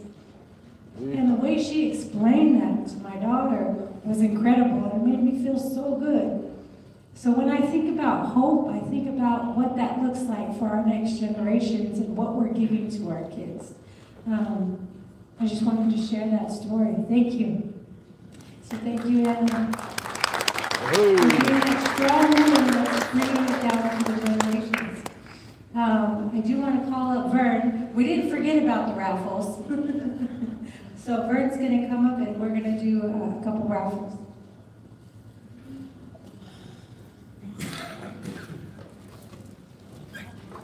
Vernelda Grant is one of our tribal archaeologists and our sister in the fight here, and she does so many wonderful things. And she has a session tomorrow, and she's going to do some raffles for us this evening as well. Slight, really proud, but correction on that. Winslow calls my department the Department of War. So I named it the Historic Preservation and Archaeology Department when I made myself director in March of 2000. But he just topped it off this past year by making it the Department of War. So Nolan helped me. I'm really all about fairness. I really love to be fair with everyone. So I shook it, making sure I just, peeled, make sure they didn't stick together, the tickets, and we have a couple of things here, well, a lot of stuff lined up, but we just are going to give two out tonight. So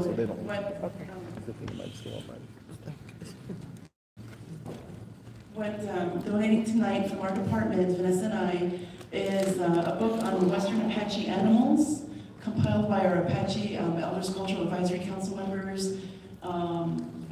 Some of us youngsters that work with the Elders Council, and it's the Western Apache tribes compiled this book, and the other one is the Western Apache Trees and Shrubs book, and I think there's a CD in the back of that. Yeah, there's a CD on this, both of them. So this one, and I had Nolan, thank you for helping me pick, goes to ticket 288258. And there's a name, Alex Pye? Poe, Alex Poe.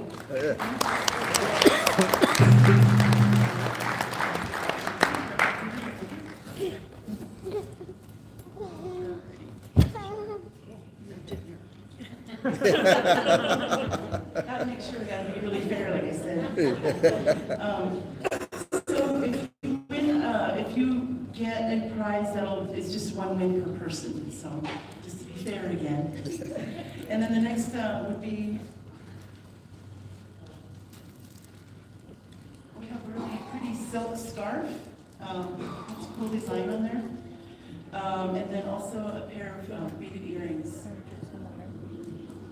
Kind of goes together for a woman or a man. Fashionable man. This one goes to ticket 288352. Amy.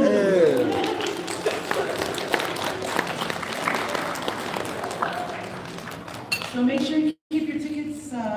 We suggest you can put it in the back of your little registration things. Have it readily available so you can show it. Thank you, everyone.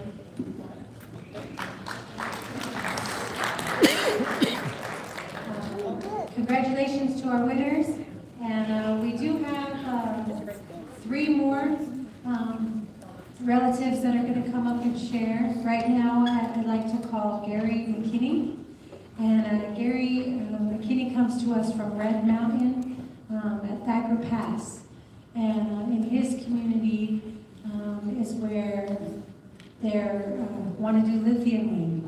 So when we talk about renewable energy and what that looks like, it's now affecting his community. So he's going to share some words with us. Thank you.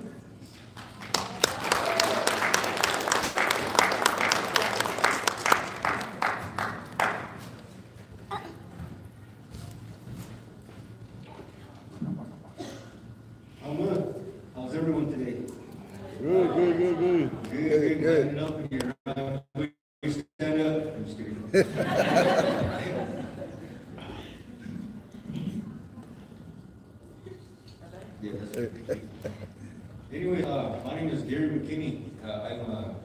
Paiute from Northern Nevada.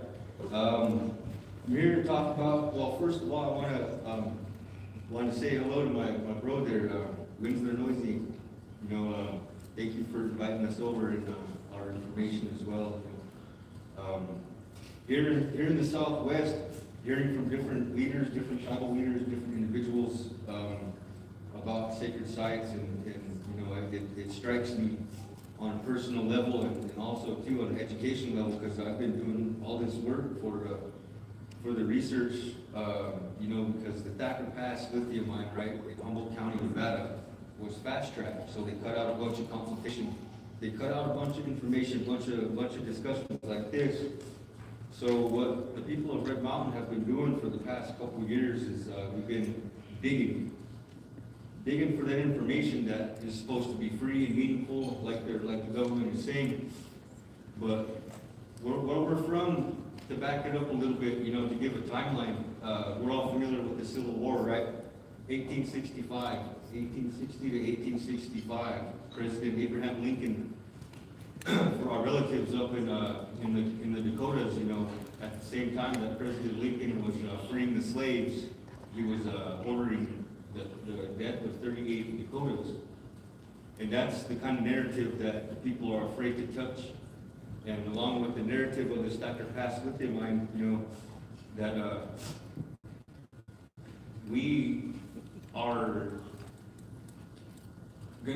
not going to be the owners, but that we have to really be careful about our tribal governments, where they stand as far as knowledge, as far as cultural knowledge, as far as historic knowledge, as far as those things go, you know, Civil War. And so, over the past couple of years, we've had the massacre of September 12th, 1865 come to the surface. And I have one of the relatives, Joshua Dini, here with some of the news, a couple of news articles here. From what I found, from what I know, from what we discovered about the Thacker Pass massacre, was that it was led by a man named John N. Thacker, who was the sheriff in Humboldt County along the 1860s, mid-1860s. And you'll see on this, the left side, I believe, you'll see the narrative there that John Thacker wrote about the massacre, how he led the cavalry over to the Paiute camp. So we have this atrocity that has happened. It's only one of them. From the story, John Thacker, he spared the lives of two baby Paiute boys.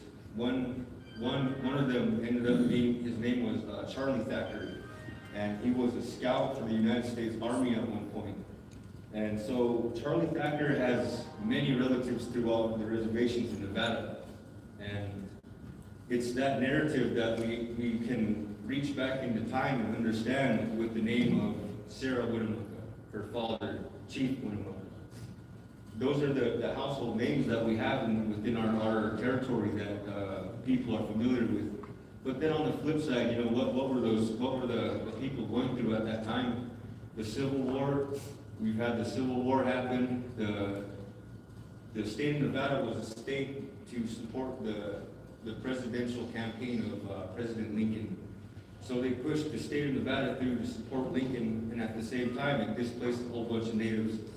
At the same time, running hand in hand, we've been fighting silver mines, we've been fighting gold mines throughout our state, throughout Idaho, throughout Oregon. And when we talk about national historic sites and the preservation and protections, you know, what does that mean? Because they're writing in the environmental impact statements that these sites is what they call significant. It changed the way that our people were living, and then we ended up on the reservations.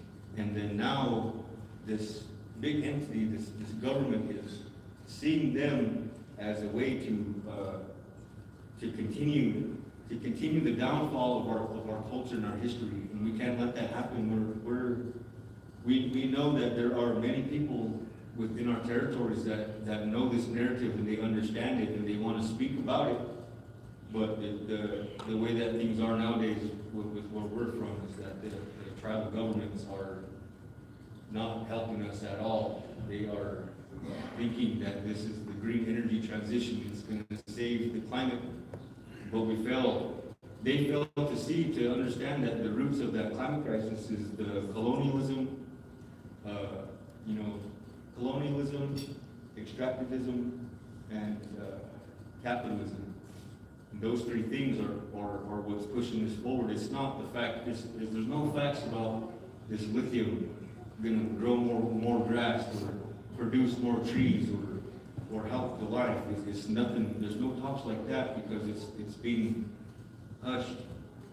So we have to understand that this water, puhawa, is what we call it. It's medicine for us. Our people have been living away from the reservations, with that water for generations before the 1860s.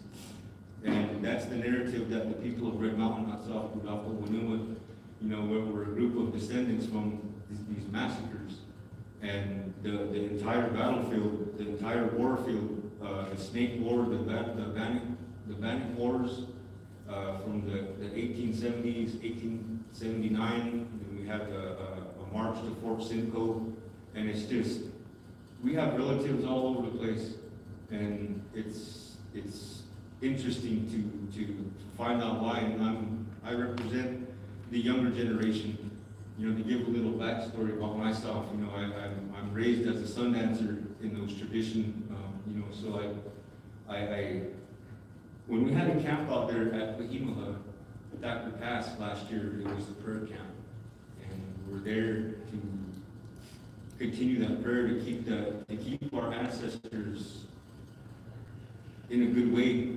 We sing songs, we talk about everything but the government, but the tribal governments, because they're so far distance from us that it doesn't seem fair, and that needs to change, and it needs to change in a good way, and that's what we are advocating for. Is we support our leaders that are in the offices, and we're pushing, we're voting, because we need to hit it from all sides. From no matter what race you are, as far as we're concerned, there's only one race, and that's the human race. And we're here today, but the more we dig into the history of our people, of our territory, the easier it is to reach back and find out, what happened in 1866.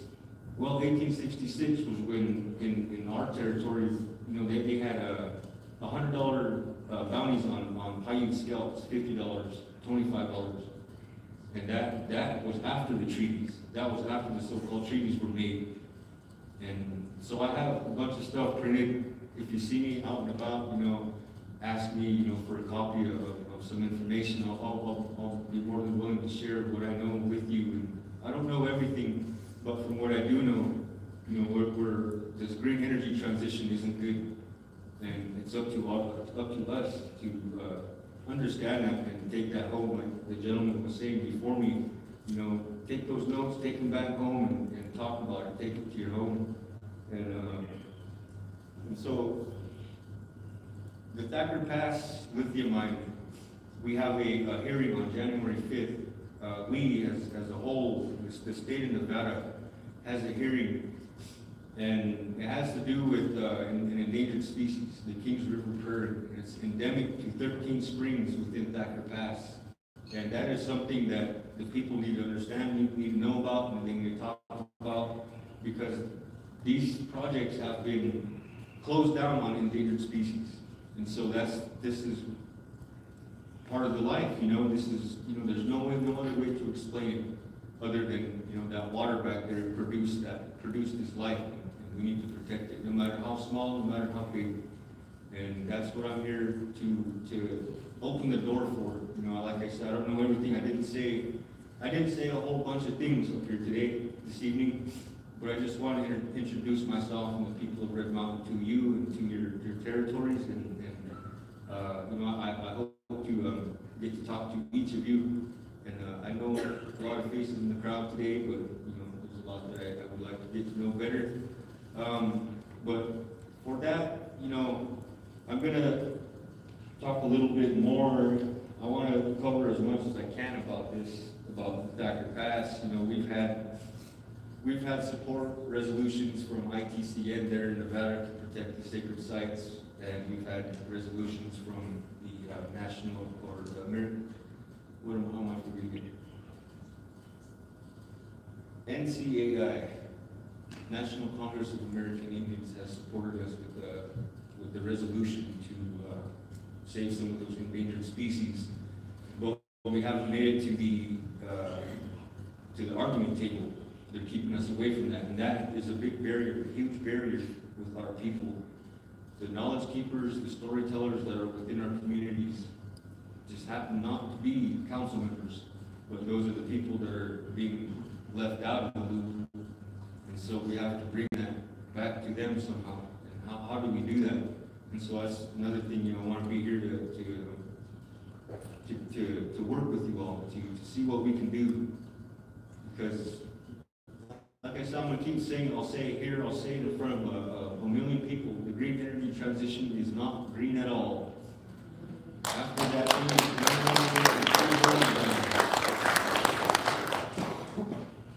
and that right there is pretty much the whole truth. We start looking backwards into what they're planning now, and we see the faults. We see how fast they tied their shoes. Now they're you know, on the state level they permitted, but on the federal level they're getting stuck. And so to bring that into perspective, the Thacker Pass lithium mine has brought a whole bunch of things to our attention. And some things I will mention, some things I will fail to mention, so please come ask me. You know, we're open to conversations. And I think that is about it. You know, I hope that I was able to open your mind a little bit more to Thacker Pass with the mine, our ancestral homelands, you know, because we're representing the people who resisted going onto the reservations. We're representing those people, and we're not ashamed. We're honored to be in these shoes today and follow the same path as them, from the 1860s to the 1970s to the 2022s. You know, we want to be here from here on out, and we want to, you know, all the young people in the ground today. You know, we need your help. You know, this is wholesome stuff, and it's honorable, and it's what we do. And I'm here from the Shoshone-Paiute Nation in northern Nevada. I thank you for listening. Thank you for opening the space for me and brother here to give that information. We'll be here for the duration, and then we might move down here. I'm not sure yet. But yeah, I thank you, relatives, for your time. I'm out of here. Hey.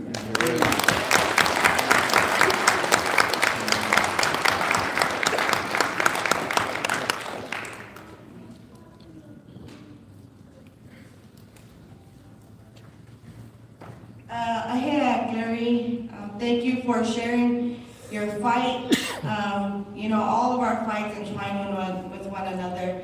The special minerals and metals that the United States government is seeking, and this is why today is such an important time and to unify, because it's all entwined. You know, listening to every speaker, they go back and talk about our ancestors, talk about our grandparents, talk about our parents, talk about all the generational knowledge. And you know, one of the mottos that really helped me, especially during the pandemic, I sat on the St. Croix Apache Tribal Emergency Response Commission, and our motto was, we have to protect our elders to have a future. And that goes with any fight. You know, it's not just the pandemic, it's in the fight now. And listening to Preston, to the younger people, is that without our elders, without those special people in our community, not only within our community, but throughout this land that have been able to share the knowledge, without them and carrying it and teaching us, we wouldn't be standing here today as a young person. You know, Leanne brought up her daughter, I think about my girls, and that's what makes us resilient. Resilient people is that knowledge. So again, thank you. There was one more thing I was gonna say, now I just spaced my mind. But thank you. Again, I want to bring up Dagmara from Poland. So like we said, we're all in these same issues, and fights are connected no matter how far apart we are. And so I want to ask her to come up and share her story on her fights and her people. You know, one thing my dad had told me was, you know, and what I was taught is that we're all here, no matter what color, no matter what religion you believe in, that Creator, Yosef, has created all of us. And we all came from somewhere. And so it's great when you hear our non-Indigenous allies know where they come from and how they're rooted, because at one point they were just like us. And but they were forced, we're learning from them the assimilation and colonization that they have faced first, that evil that they have witnessed. And that's what we as Indigenous people say, that we're old to the old ways, but we're new to the new ways. And you know, so that's why it's important to have these allies join us and fight alongside of us, because they're showing us that what we don't want happening to them, and then seeing them how they're able to fight against that colonial system. So again, here's, I don't know what to say. Dobry wieczór wszystkim wam, przyjaciołom, bracia i siostry. I wish I can speak Polish, or I can speak that everybody understands in my own language, because English, unfortunately, is a poor language, and I cannot even express certain things. I am so grateful to be here. I am so deeply honored, and I have no words to even express how happy I am to be here. Thank you so much for inviting me. Mr. Nosy, it's been an honor to know you from the first moment, and to get to know all these beautiful people, because you're all beautiful to me, and I see you. I see you living in Tucson now. It's beauty that comes through you, and I know who you are, because your light shines through, just like our light in Poland, in our indigenous people of Slavia. People call us Slavs, but I don't like that word, because we're Słowianie. Slavia means being famous for the good things. The people who have honor and who have respect to one another. And as you can see, what I'm wearing right now, it's my traditional clothing from southern Poland. It's from the Cracovia region. And I am dressed in Mother Earth, the colors of Mother Earth. You can even see the wheat right here that we honor. Our New Year starts in spring, where Mother Earth is waking up, and our seasons go by with Mother Earth. We celebrate the birth of light during where now they told us to celebrate Christmas. About 1,000 years, 966, Rome came into our land and told us we cannot no longer perform our ceremonies, we can no longer dress the way we want, we can no longer have our own traditions, we have to eat different foods, and this is who we are. We cannot change this, just like you.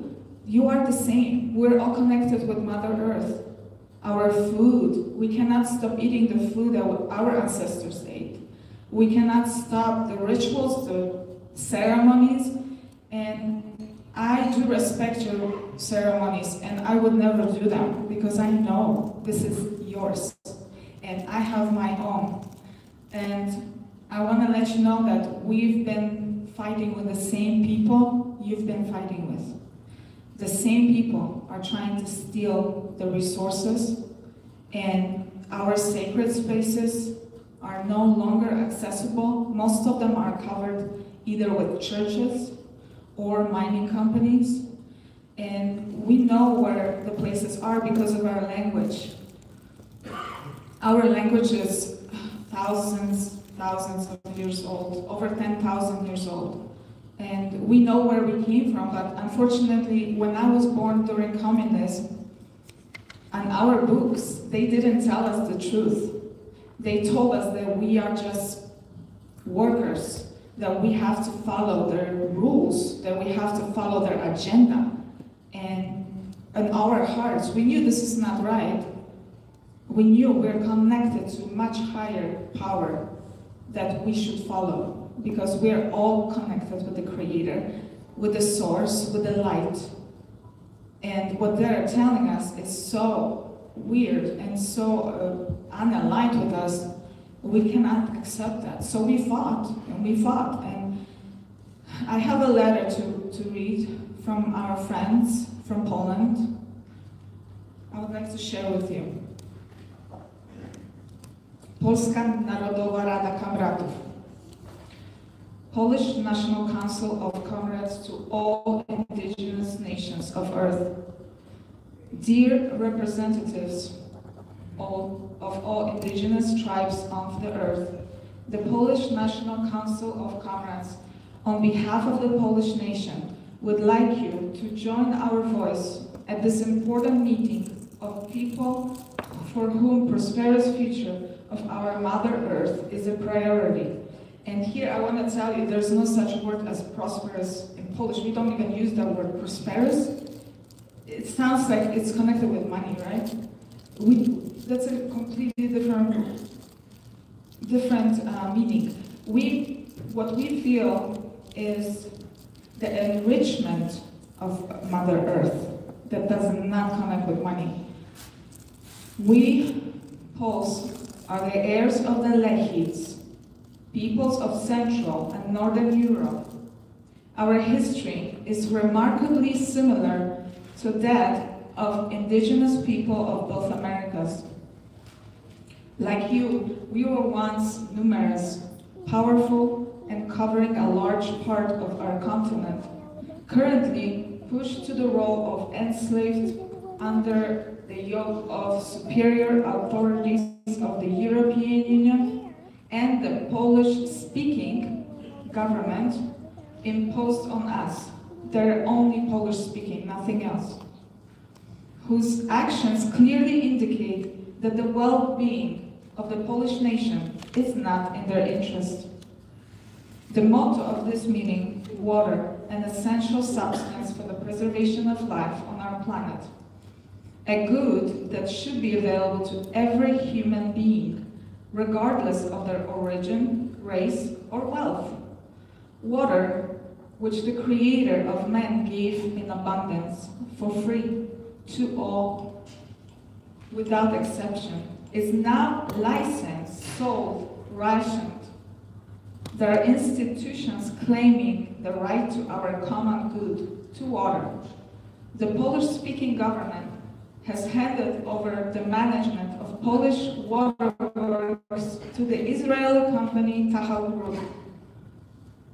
Our compatriots are burdened with even higher costs of using the basic resource of our land.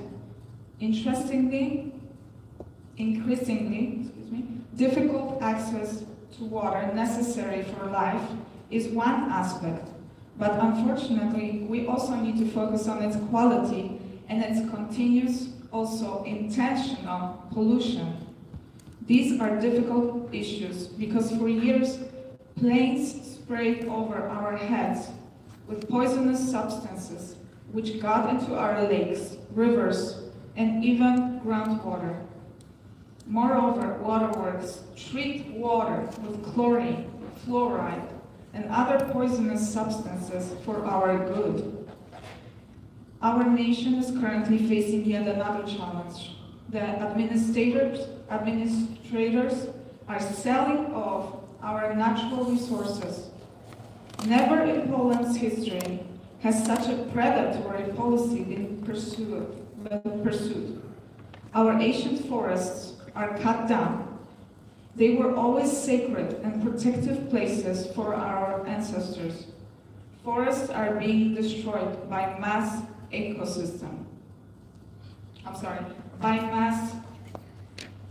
felling of trees, with industrial machines that destroy the forest cover, causing terrifying damage to the ecosystem. Our natural deposits were taken away from us through the wicked, illegal takeover of the Polish owner of the mining licenses, PGNiG by Orlen, company in the hands of foreign corporations. The riches of our land should be the property of our children and grandchildren, for which our grandfathers died in wars around the world. They fought for the freedom of our nations, desiring freedom for their own homeland. For centuries, we have been struggling with the attacks and usurpation of other nations. Once it was the Teutonic Order, another time the Crimean Khanate, the Swedes, another the conflagration of 2 world wars that swept through our territory, disturbing the peace of our families and taking the lives of millions of Poles. And I would like to say something because my grandmother was in 2 concentration camps, and I would like to honor her and speak a moment for her that she was taken as a child from front of her house in Poland, in Łódź, central Poland. And of course, she was not Jewish. That's another story that they are telling us. Unfortunately, now we're opening our eyes. Unfortunately, now people are getting to know the real history. But we're getting there. The Polish National Council of Comrades, as a grassroots movement of Polish patriotic circles, made the effort to organize a national referendum on the natural resources of our lithosphere and biosphere. We want the Polish nation to be disposer of the wealth of the Polish land. We are a nation closely related to cultural heritage left to us by our ancestors. Tradition is sacred for us and cultivated in families, despite the great pressure imposed, especially on the young generation, by multicultural media coverage. Dear noble representatives of your nations, the Polish National Council of Comrades joins you spiritually and asks for spiritual support of our actions. May the future of our Mother Earth be prosperous, abundant, and her inhabitants happy.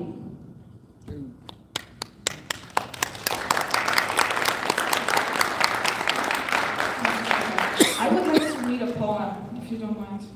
It's been a lot of heavy energy, and we all need something. Okay. This is an old Slavic poem. The crossroads, the old black cold forest, the cold embraces me. Blood calls out from the thicket. In the sacred stones of the circle, the ancient oak still stands. The arms of the fathers covered with moss, the mother's cries were drowned out by the age. Sit down. He will tell you about the glory of the old days and about the gods that raise up, raising their temples more and more proudly. Svarozhets shines with the sun. Perun calls the warriors today. Vales reveals his omens. Mokosh spins the thread of life. Quiet, yes, quiet. This ancient foreign forest hums. This is the story of the forest, and we must never forget where we came from. Thank you so much. Dziękuję bardzo. And also, I brought some water from Poland, our mineral water from really underground. If somebody would like to try, please.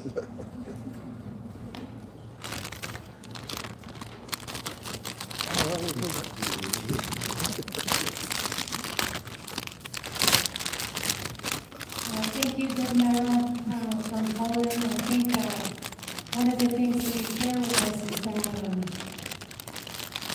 it happened to your people before it came here. And as we look at the world and how colonization has happened and how capitalism has affected all ethnicities, all nationalities across the world, I think about how it has ended here in the Southwest. So the Indian Wars ended in San Carlos, in the community that I grew up in. So when you speak of concentration camps, that was how our community was. And then, we're prisoners of war. And so we have to learn from the history that's happened to your people as well. And we have to understand that it's for all people, not just the indigenous people. We've all been touched by colonization, and it happened in your communities first. And so I appreciate you coming and sharing the knowledge with us of your connection to your ancestors and the land and how it's affected your community. Thank you. I do want to invite our last speaker up, and Pavel Suletska comes to us from far east of Siberia, and he is from the Udega tribe, and he's also experiencing the wrath of Rio Tinto and what mining has done across the world. So I'd like to call Pavel up, please.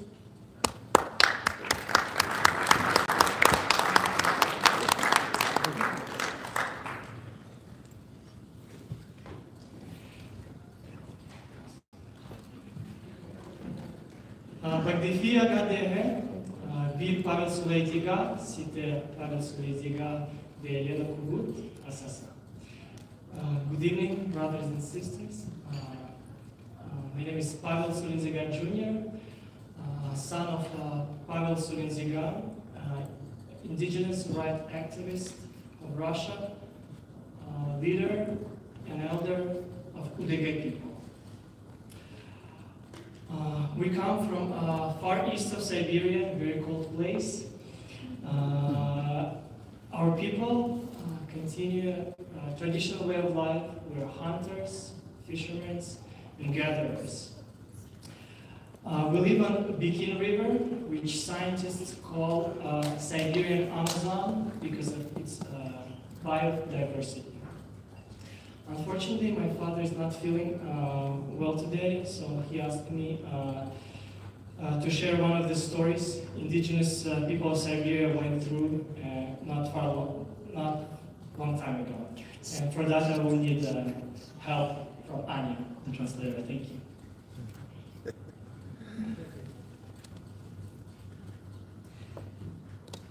So while the presentation is getting ready, I will start. В мае 2020 года в городе Норильске произошла экологическая катастрофа из-за разлива нефтепродуктов компании Норильский никель.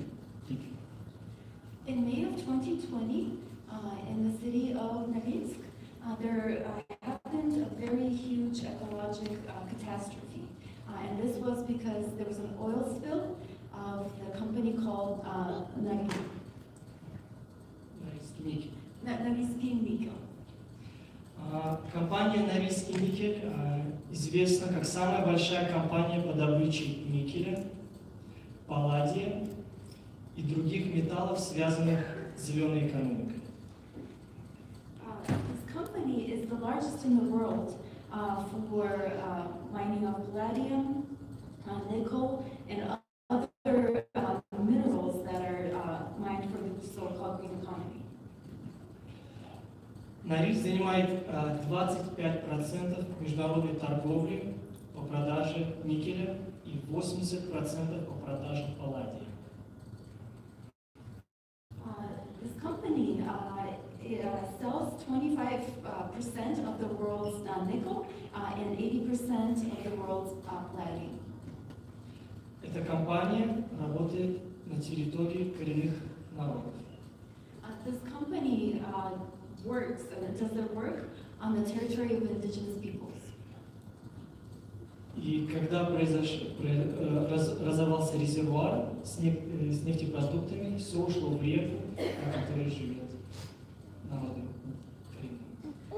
And when this reservoir was broken, all of the oil spillage came into the river of where the indigenous peoples were living.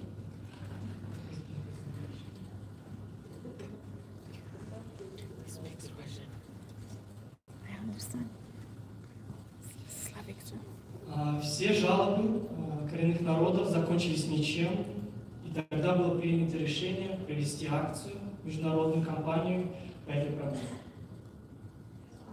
All of the complaints that the indigenous people made went nowhere, and so the decision was made to start an international campaign to fight for the rights. И в июне 2020 года глава компании Tesla Илон Маск в своих соцсетях обратился к международным компаниям, которые добывают никель и другие металлы, которые относятся к зеленой экономике, с предложением заключить контракт на 50 лет на миллиард долларов. In 2020, the head of Tesla, Elon Musk, published a post on his social media that was dedicated to companies that mine nickel and other metals for the green economy, with a proposal of a 50-year agreement of $1 billion. Мы приняли решение провести акцию, мы, коренной народ, акцию, чтобы Tesla не покупала никеля, обратились к правозащитникам, написали письмо Tesla. So we, as the indigenous people, we made the decision to ask Tesla not to buy the minerals from Nori Nickel. Это письмо дошло до Tesla благодаря нашей компании, благодаря экологам и медиа. And so this letter did make it to Tesla, thankfully due to our campaign and due to the work of the ecologists and others supporting us. У нас было 3 предложения. Можете читать. So we had 3 points as part of our letter of proposal. They're right up here. So the first was do not buy nickel from Nori Nickel. The second was to adopt a policy on indigenous rights. And the third was to hold workshops on indigenous rights for management. FPIC, Swiss Banks, and BASF. И когда Норникель предложил Tesla свои услуги, то Tesla отказали, потому что они сказали Норникелю, что у них есть информация, что они нарушают права коренных народов. And so when this company, Nori Nickel, made an offer of their services to Tesla, Tesla denied that offer and stated that they had some information stating that this company, Nori Nickel, was violating indigenous rights. В сентябре 2021 года Tesla приняла специальный пункт, что компания взяла на себя обязательство соблюдать права коренных народов.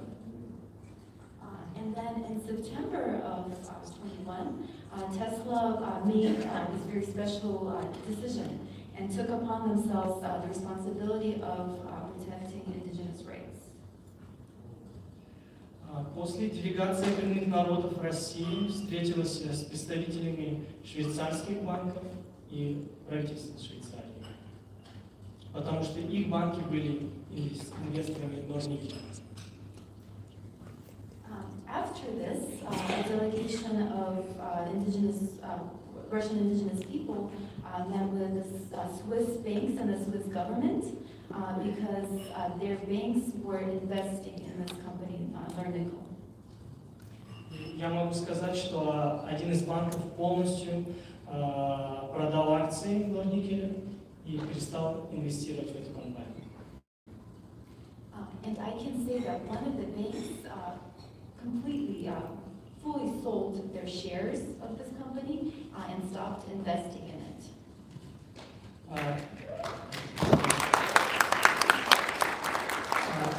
BASF, самая крупная компания по производству аккумуляторов, после встречи сократила сотрудничество с Норникелем и оказывает давление на их компании, чтобы те учитывали права коренных. The company VSM, which is the largest manufacturer of batteries, also stopped doing business with Nornico and put pressure on them to respect indigenous rights. В процессе этой акции коренные народы приняли решение создать коалицию, которую они назвали Search Coalition, так как поняли, что такие нарушения происходят во всем мире. During this process, the indigenous group formed a coalition called Surge Coalition because they realized that these violations of indigenous rights are happening all over the world. Thank you. And I'm going to play a video about the Bikin River, the place. It's a very short video where my people live. They live.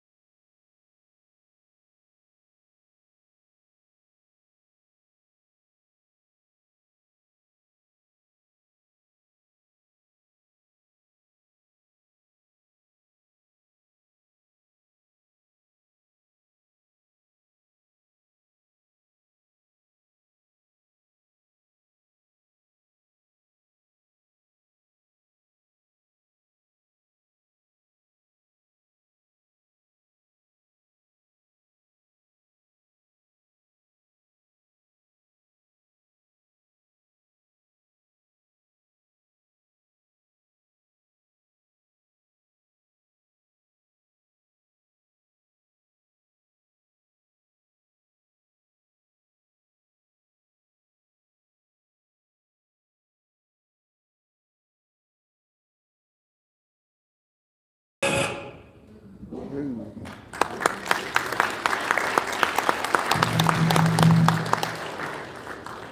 you so much. So my dad is a indigenous rights activist, but I'm a musician, and I would like to sing a beautiful song from my people. This song is about our river, Bikin River, about animals who live there, about people who live there, and protect it. Thank you. I hope you enjoy it. Thank you.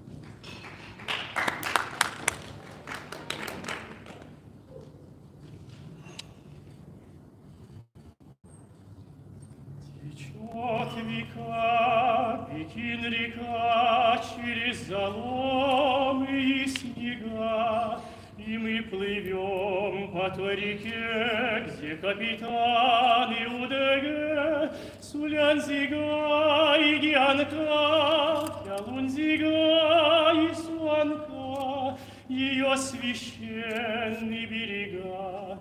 Течет века, Бикин река, по берегам Бикин реки стеною заросли тайги. Охотник путникам идет, Севен удачу им дает. Сулянзига и Гианка, Ялунзига и Суанка, ее священные берега. Течет века, Бикин река, и зубр ревет, таймень плывет, и тигр свою добычу ждет. Хранят сокровища реки, надежно жители тайги. Сулянзига и Гианка, Кялунзига и Суанка, ее священные берега. Течет века, Бикин